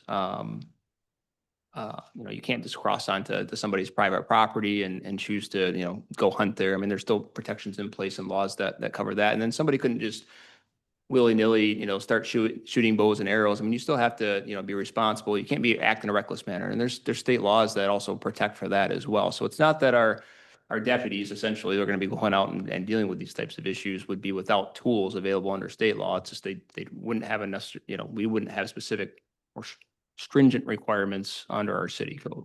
Yeah, thank you. And I would say within the city of Saugatuck, city limits, we're an urban area. There's nothing rural about the city of Saugatuck as in comparison to the township, which I consider to be more rural. The village of Douglas even has some rural aspect to it, but the city of Saugatuck is urban. Except for the west side. I mean, dune grass. It's still urban. This is an urban environment. There's a lot of tourists and there's a lot of people that go through there. So I view it as being an urban environment. I do not support allowing, I don't see the need for that bows, arrows, and crossbows. And I don't normally go down the road of all the bad things that can happen, but this is kind of a situation where I could see someone would say, well, I am following the state laws and they're in my neighbor's yard, shooting a deer in my backyard, and say, hey, by the way, I shot a deer in your backyard. Can I come over and get it? And again, I don't normally go to these scenarios, but I just see, why would we want to even allow this in the first place? We're an urban environment. I fully support the addition of item 2, because that's going to allow us to take care of the issue that we're trying to take care of. I just don't see how item B helps us. Well, it's. If I could offer, Go ahead, Council. just want to offer some clarification here, as I understand this. First of all, B, I mean, unless you have other regulations in place, B is really unnecessary anyway, because the use of bows and crossbows and archery equipment always have to comply with state laws. You don't need to actually say that in the ordinance for that to be true, but it was put there because, as I understand it, is because currently bows are regulated similarly to the firearms, and you know, where there was a permit system in place. And so the issue was, you know, and apparently there was almost nobody that was applying for permits or what have you. It is true, as you suggest, councilperson, that unless you regulate beyond what the state laws and regulations require, that as long as a person is complying with those, because the state law doesn't say where you can and cannot hunt as long as you have the appropriate license. So obviously you can't trespass on someone's property.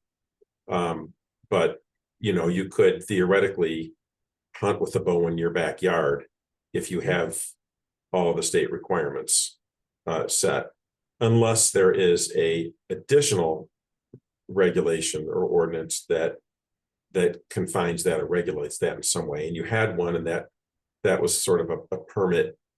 You know, it was in line with the firearms ordinance. So this was put here to kind of distinguish that, as my understanding goes.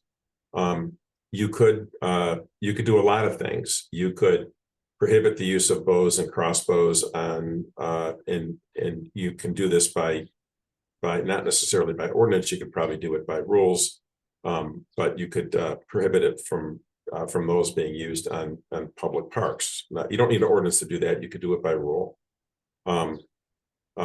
You could further regulate it with regard to use on lots of a certain size. You could do all kinds of things. But for a starting point, we separated the bows from the firearms because of that sort of permit process that just kind of involved, you know, staff time, and it hadn't been really used that much. And so the question was whether it was needed and whether state regulation would be enough. So it's, you know, we don't have any recommendation as to how much you want to regulate. That's up to you. And you're expressing some concerns where that might be appropriate, but you can do it. It just, you'd have to add to that section B. Mayor, Yeah. you know, what this is the B is the piece that makes hunting on private property during the hunting season possible. Without B, you're limited really to doing calls, which have a cost, which according to the wildlife, the DNR experts that came before the committee, will not alone be enough to control the herd population. So it really is a choice. Do we want to take meaningful action to attempt to control the size of the herd of deer in the tri-community area? You know, I think everyone's in agreement now that things like relocation and birth control, you know, are not viable. Culling alone, there isn't a lot of confidence that it will be viable in terms of controlling the herd. I respectfully disagree. I mean, I don't believe the area that's being contemplated, particularly the west side of the river, is urban. I disagree with that assertion. There's nothing that allows people to hunt on public property. There's nothing that absolves them from liability.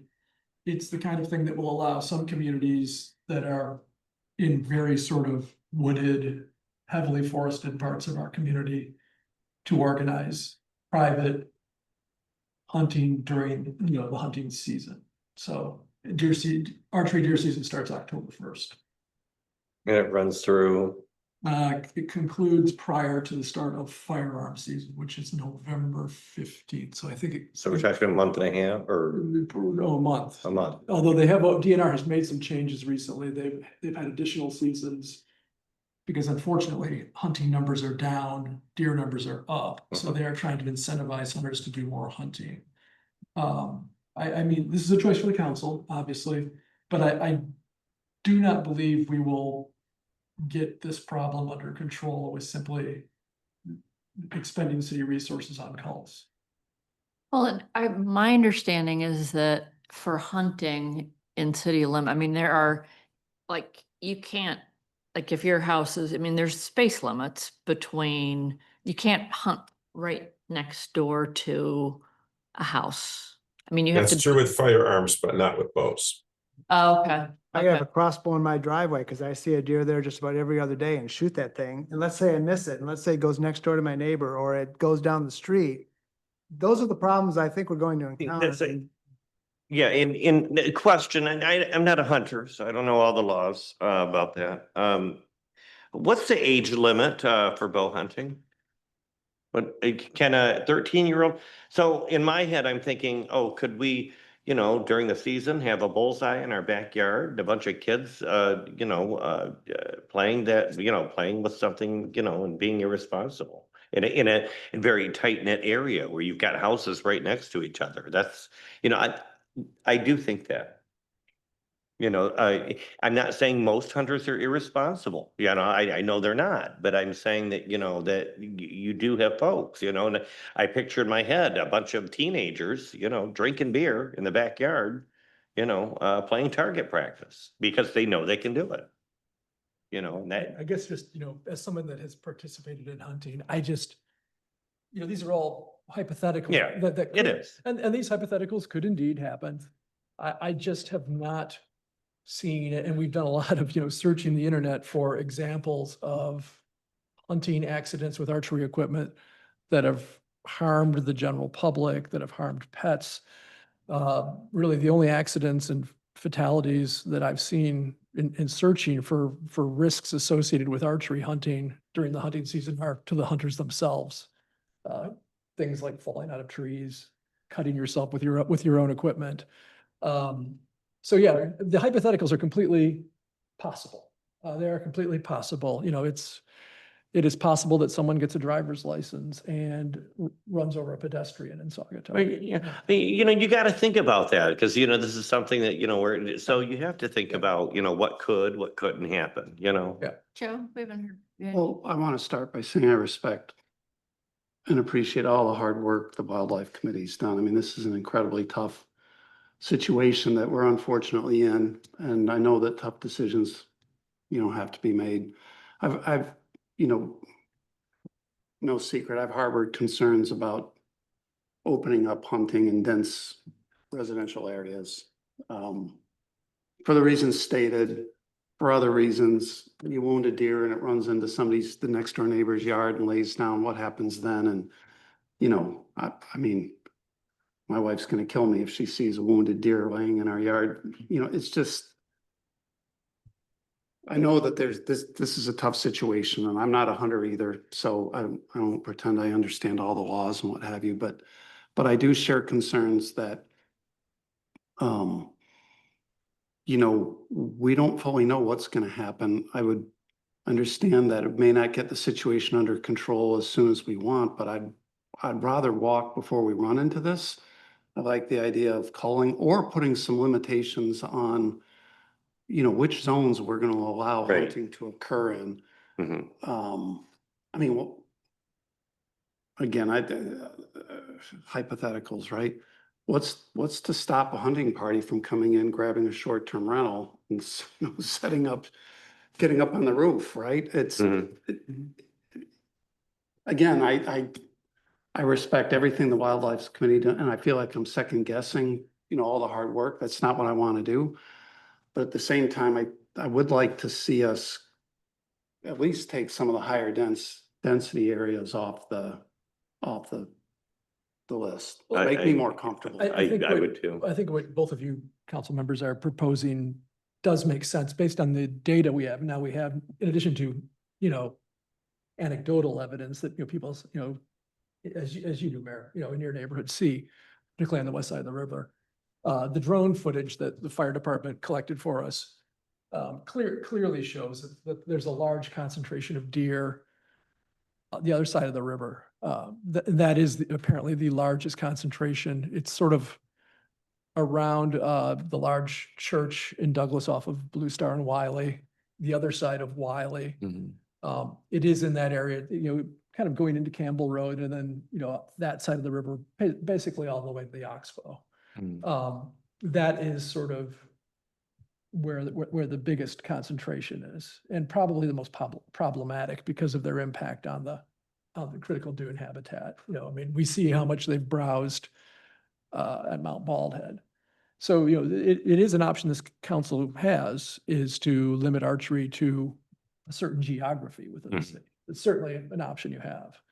I mean- That's something that you could consider, and that would take on, I think, some of, I mean, we could disagree on what's urban, what's not. Mhm. I'm sympathetic to the argument that, what we have here. Right. like Butler Street. Right, the hill, you yeah. know, around the area around the high school. I'm sympathetic to that viewpoint, but I do think, But over there, the houses are more, they're further apart over there on that side of the city. Some areas, I know, like Dune Grass, for example, and I share the concerns about, hunting of any kind close to houses. And I see my next door neighbor on Zoom, so rest assured, I won't shoot near your house, or I won't shoot anywhere. But like Dune Grass, I think we've had requests from people there to be able to hunt, and that's I think people can safely hunt there, and if Dune Grass wants that, I mean, because I wouldn't view that as urban. I mean, that is, Right. there's a lot of it.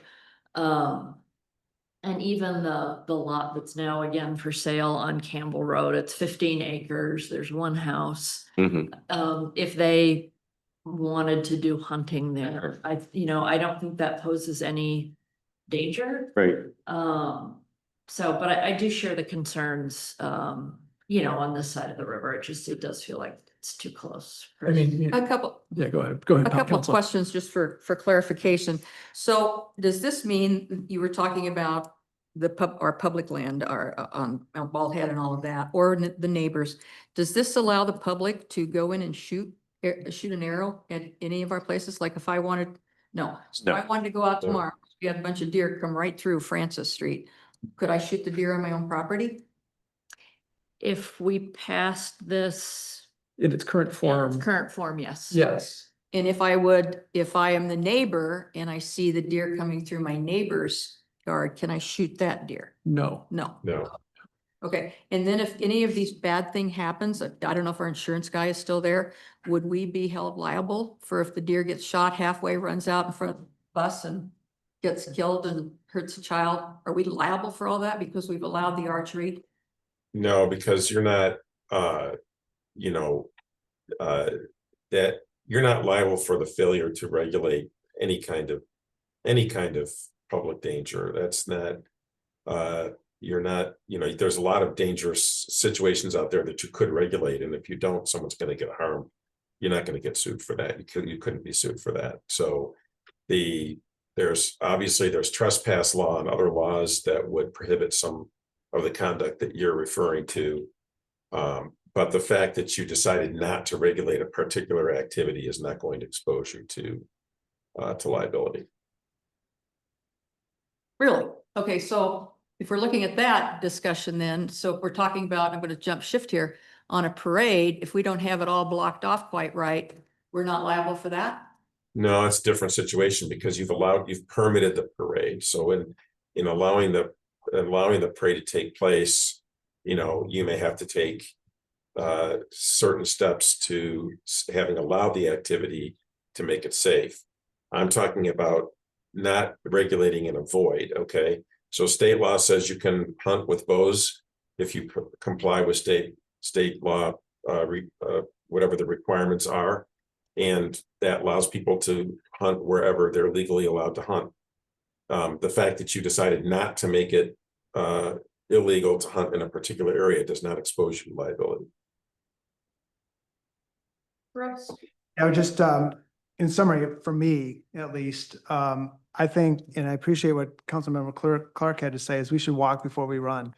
The priority of this project, in my mind, has been to reduce the deer population in the area. And specific to the city of Saugatuck, what can we do in a call by trained professionals is probably the approach. To open this up to the public to call, I don't think it's going to result in much of anything. I really don't think there's going to be much activity at all on this. I say take it out. Don't even open up the door. It's a public safety hazard, potential public safety hazard. I'd be curious to see what our law enforcement partners have to say about this as well as to how to manage that. Because the DNR would have to get involved, conservation officers, if there's issues there, because that falls out of their jurisdiction. There's a lot of questions around this. And ultimately, I just don't see the value, and I'd rather walk first, and then if we decide that that may be necessary for us to continue the process, then consider that at a future point. I just say this opens up way too many questions and scenarios I'm not comfortable with. And So- I'll say I'm a former hunter too, so I speak from experience using weapons and so I'm not the only hunter at the, Scott remembers is not the only hunter at the table. So, You used to If- shoot rats at the. yes, I did. Yes, I did. Other animals. I just need to let you know, I just want, so you're under the right impression. If you take out B, that means you're not amending the prior ordinance as it relates to bows. So bows would continue to be regulated as they had been under the prior ordinance with regard to this permit application process. So you're not, if you rescind the bow regulation from the former ordinance and you don't do anything with B, then you can hunt as long as you still can hunt as long as you comply with state law. So I would just want to make it clear, if you want to take B out, then you're not, you have to make sure that you're not going to rescind what you currently have there with bows. Otherwise, you're adopting B by default. Thank you for the clarification. And my position would be is to not to rescind what's currently in the ordinance in regards to this item. Madam Mayor, Chris, this is a little bit off the route, but since we're talking about the whole issue of culling, and I don't mean this facetiously, but you mentioned the other day that the goal is to shoot a doe and you get 2 counts if it's carrying an unborn fawn. Why is the goal not to reduce the population of the buck? Because while you might shoot 3 doe, he's out impregnating 10 others. And it would seem to me that the quickest way to reduce the population is eliminating the continued pregnancies of fawns.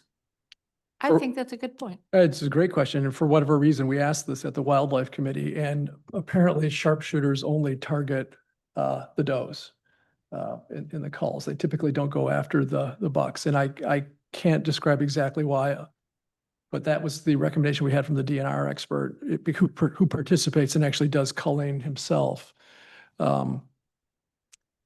So going back to the hunting thing, I really don't think if we open it up to archery anywhere in the town that we're going to get a huge amount of uptake, but we may get enough uptake of people hunting on private land that it will change the animal's behavior. Because right now, the real issue we have is they don't feel any fear of the public, of human beings. Human beings are not considered to be predators to them anymore because nobody hunts them around here. So the problem with the culling is the culling typically happens at night. They're using suppressed rifles. Quite often the deer, not to be blunt about this or cold about this, but they don't know what hit them. They're shot in the head typically, they die, and other ones really don't even know what's going on. And quite often they're being shot from vehicles at night, with these USDA trained marksmen. So, the potential promise would be that if there was hunting on private land organized in some of the areas that can support it, it would begin to change the behavior of the animals. And they would start to realize that they should not be around people. They should not consider the city of Saugatuck to be a safe haven. I don't know where other communities will go, but I think we have seen that, as habitat's been reduced, more and more of them are coming into our city because they regard it, and animals consent. Animals consent when they're being pursued and when they are prey. They're becoming conditioned to know Saugatuck is an area where they are not prey. And that's great for them, but that creates situations where they overbrowse. They start to damage the environment here. And then once again, they do become in my view, a much greater risk to the public. I'm surprised we haven't had somebody seriously hurt in a collision with a deer yet in our city. Fortunately, we don't have that high speeds within the city limits itself, but these are all risks. It's a choice for the council to make, of course, but the committee spent a lot of time, and we did consult with 2 experts from DNR, and I'm sure Mr. Pope would be happy to come back and speak to the council again. He was at one of our meetings, but I'm sure he'd come back again in potentially give this council a little bit more comfort on some of the options, but it's a choice. But I don't think we're gonna help the folks, particularly on that side of the river with just a cull, because the cull would have to go on. It would be like milfoil treatment. We would have to do it year on year. And I think you may find the cost to be quite prohibitive per animal to harvest them through marksman. So, but it's a choice for the council to make. Joe, do you have something else? Yeah, I don't want to speak for all the council members, but it kind of feels like there might be a little consensus for the call, right? Mhm. And if so, set that aside. A lot of concerns over, do we take the next step or what that next step is? So question regarding that next step, is it possible to specify a minimum lot size to allow, does that fix it? Or we said you have to have 5 acres or whatever, you can go out and hunt on your own land if it's within the city limits. Is that a compromise that helps us move the needle a little bit, but doesn't just pull the plug and open up the entire city? Just a thought, I'm throwing it out there. Well, what do we have right now? I mean, you said if we do away with this, then it falls right back on what we have right now. What do we have right now that No bull prevents? hunting. Nothing. No call. Your current regulations state that if somebody wants to bow hunt, they have to apply for a permit essentially from the city, but there's no criteria that we have That's to it. use, Don't- so. John, the state law as it is says the use of bows, crossbows and archery Right. within a city, any city, right? Yeah, It's there isn't- legal anyway, right? So Correct. what I'm trying to say is why does it have to be here if it's already a state law? You I mean, mean- section B? Yeah, if Yeah, it's already so, a state law, why is it necessary to be here? yeah, you're absolutely correct. And I mentioned that earlier. The reason I think the only reason that it was drafted there was because you have a bow provision. And this would make it clear that that bow provision is no longer, it would be rescinded. In other words, you could rescind the bow provision and not put section B in there, but you'd still have section B. Does that Right, make sense? That's what I was suggesting. Yes, right? that's exactly correct. You wouldn't be saying anything. You would just be rescinding the bow provision. And I don't have the actual language of the former before me because I was given a summary, but there was a concern that the possession of the bows runs afoul. If you prohibit the possession of bows or crossbars, you run afoul of the Second Amendment. So it's the use of the bows that you can regulate. This is why Section A says that no person shall fire or discharge a firearm. It's nothing about possession because that's when you run afoul of state law and the Constitution. That's why we made that change. So, you could, I'm not saying you should because I don't have I'm not the policy guy here, but you could say that no person shall fire or discharge a firearm or discharge a bow or crossbow and add that to A. But then you would be limiting the bow use to a culling program, and I don't even know if that is a culling program that uses bows and crossbows. So that would kind of undermine what what was stated earlier about the purpose of this, of allowing bows. But I'm just saying there's a lot of things you could do.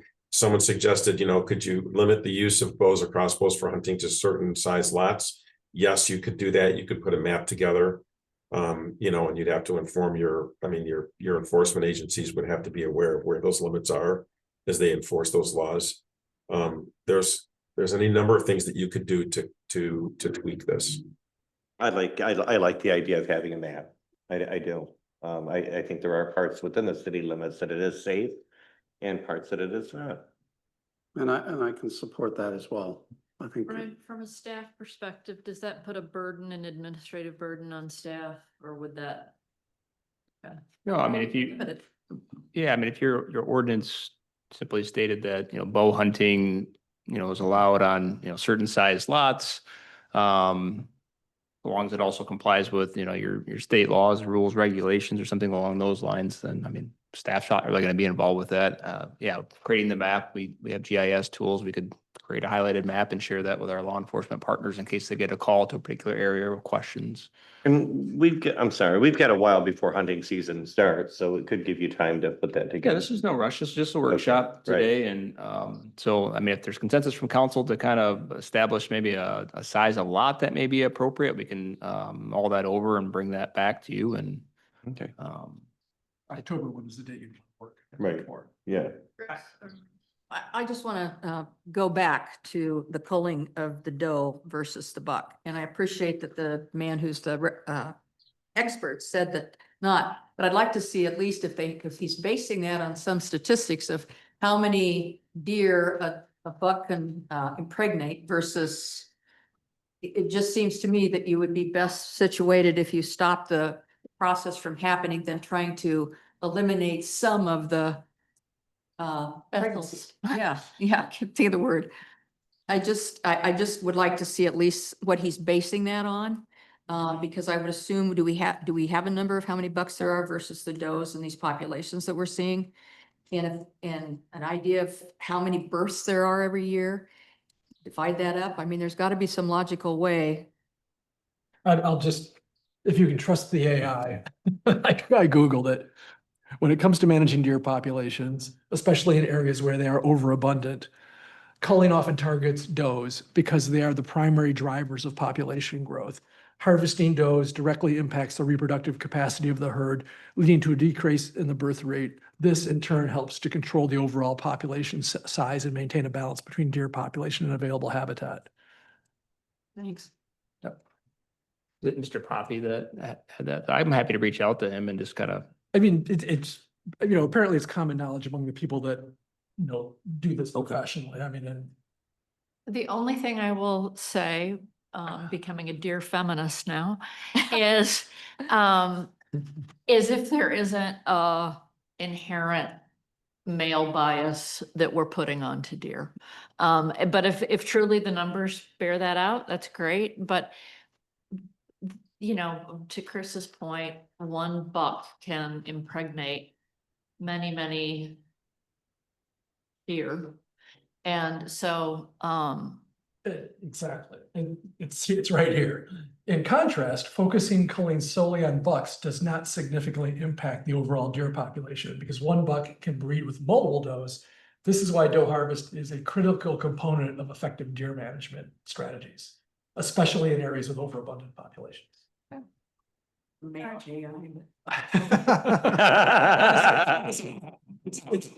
didn't write it. It didn't come from me. and I'm on record as a deer feminist, so.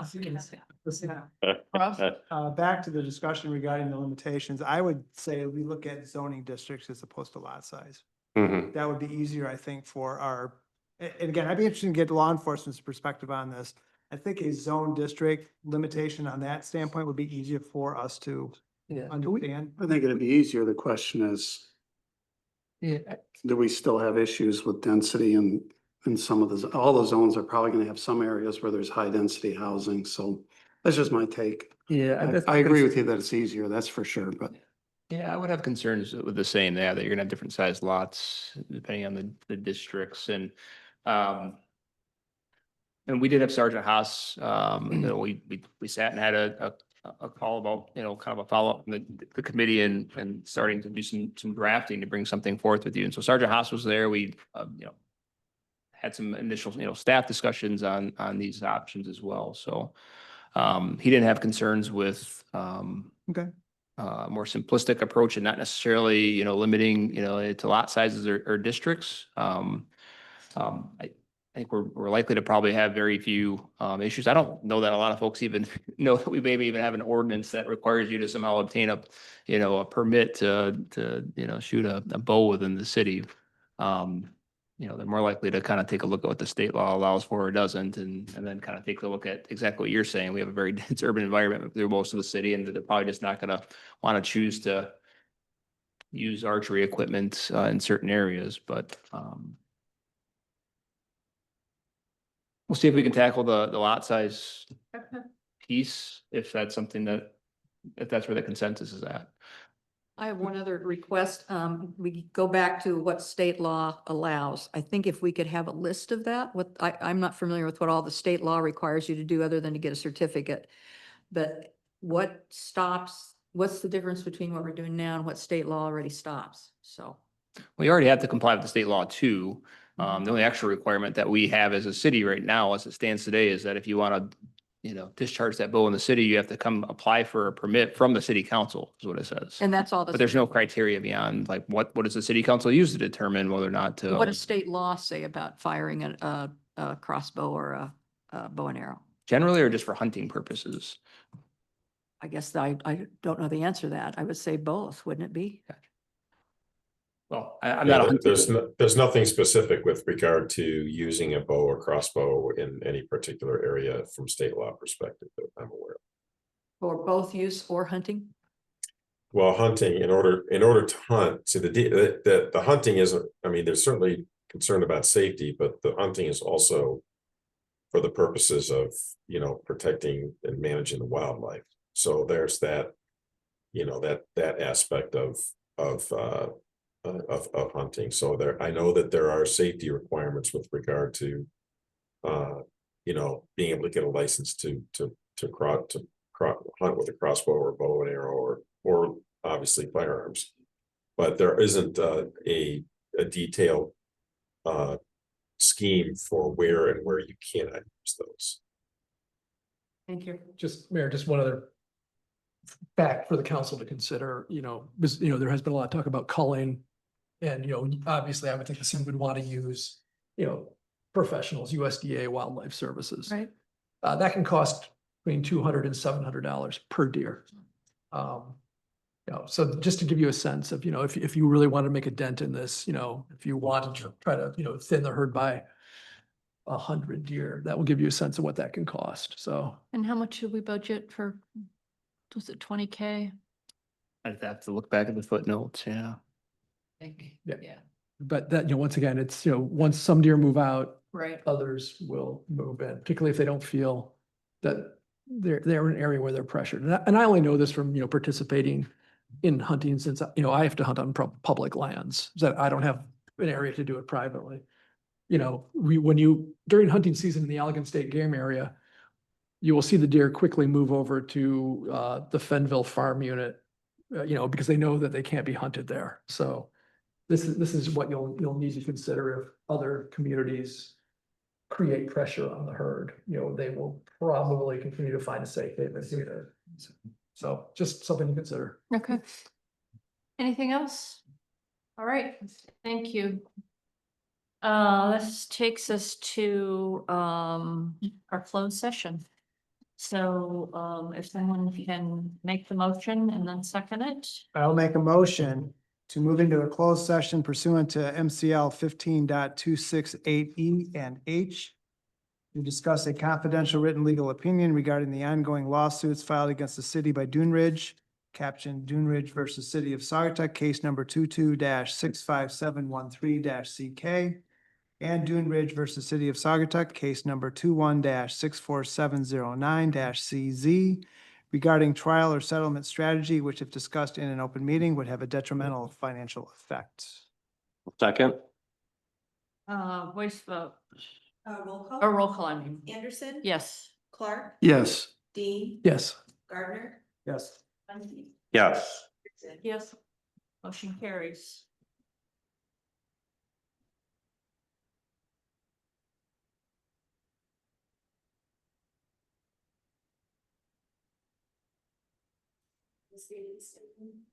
Can Lauren listen in, John?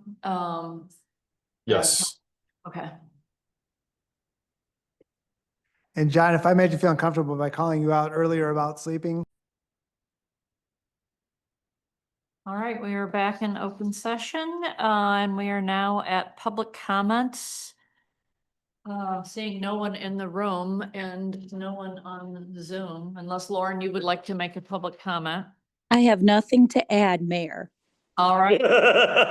And we have no correspondence, so that takes us to council comments. Joe, you want to start? Reserve comments for our next meeting. All right. Real quick, Music in the Park is canceled tonight, and then also April Gundy is still looking for volunteers for July 4th, so if any of you want to help, give her a call. That's it. No, no comments. Just two quick comments. One is, I read with interest the council minutes from the last meeting in regard to parking. We have a walking and public information problem. I don't think we have a parking problem. And why I say that is because I walk around this town, as sure most of you do. I know Joe walks his dog around quite a bit. If you walk up on the hill on a busy day, there's plenty of spots to park. Now, the issue has become is that there's spots that have been taken away by people putting things in the public right away and so forth, and we don't do a good job of telling people where they can go park, except for the high school parking lot. So I think we need to be careful about how we're defining this, and the solution has to be varied. And defining the problem first is going to be essential for us to be able to define a solution, but I will be public about it. I don't think there's a parking problem. I think there's a walking problem, and also there's a public information problem. So I just put that out there. I've got a lot of ideas. We've done a lot of studies on this over the years. I think the solutions are in front of us. We just have to make sure we understand what the problems are. And I appreciate what Councilmember Dean said in the minutes is that we've got a lot of spots that, you know, in my experience, look larger than they should be. There could be some civil engineering changes to those to reduce the size of the spots. There's different ways that we can approach this. So, and I am not in support of putting a parking structure. I think that would be an inappropriate use of resources for the city, and I don't think it will solve the problem. So also on another note is that the streetlight shield that, if you remember during the discussions about Upper Spear Street when they wanted to have their light turned off, that streetlight shield has been installed on Lower Spear Street between Holland and Butler. We'll have more reports about the results of that, but the general comments from the neighbors has been it's a positive change. So if you have not been down to Lower Spear Street during the evening, take a drive or walk down there, you kind of see what the shield, it has a big effect on the streetlights and the ambient lights. So Chris? I just want to congratulate Councilmember Stanton on her new job that she wasn't here to vote against, so we're looking forward to it. Good discussion. I will just wrap up saying I'm excited about the picnic next week. Thank you for everyone signing up. Lauren, I'll give you your assignment via email. It's pretty light, so, and I will recap what everybody signed up for in an email. Lauren's bringing the beer, right? The Right. beer and cocktail bar? Right. Yeah, okay. And with that, I'll take motion to adjourn. So moved. Second, All in favor, yes? yes. Jamie, do you want to Meeting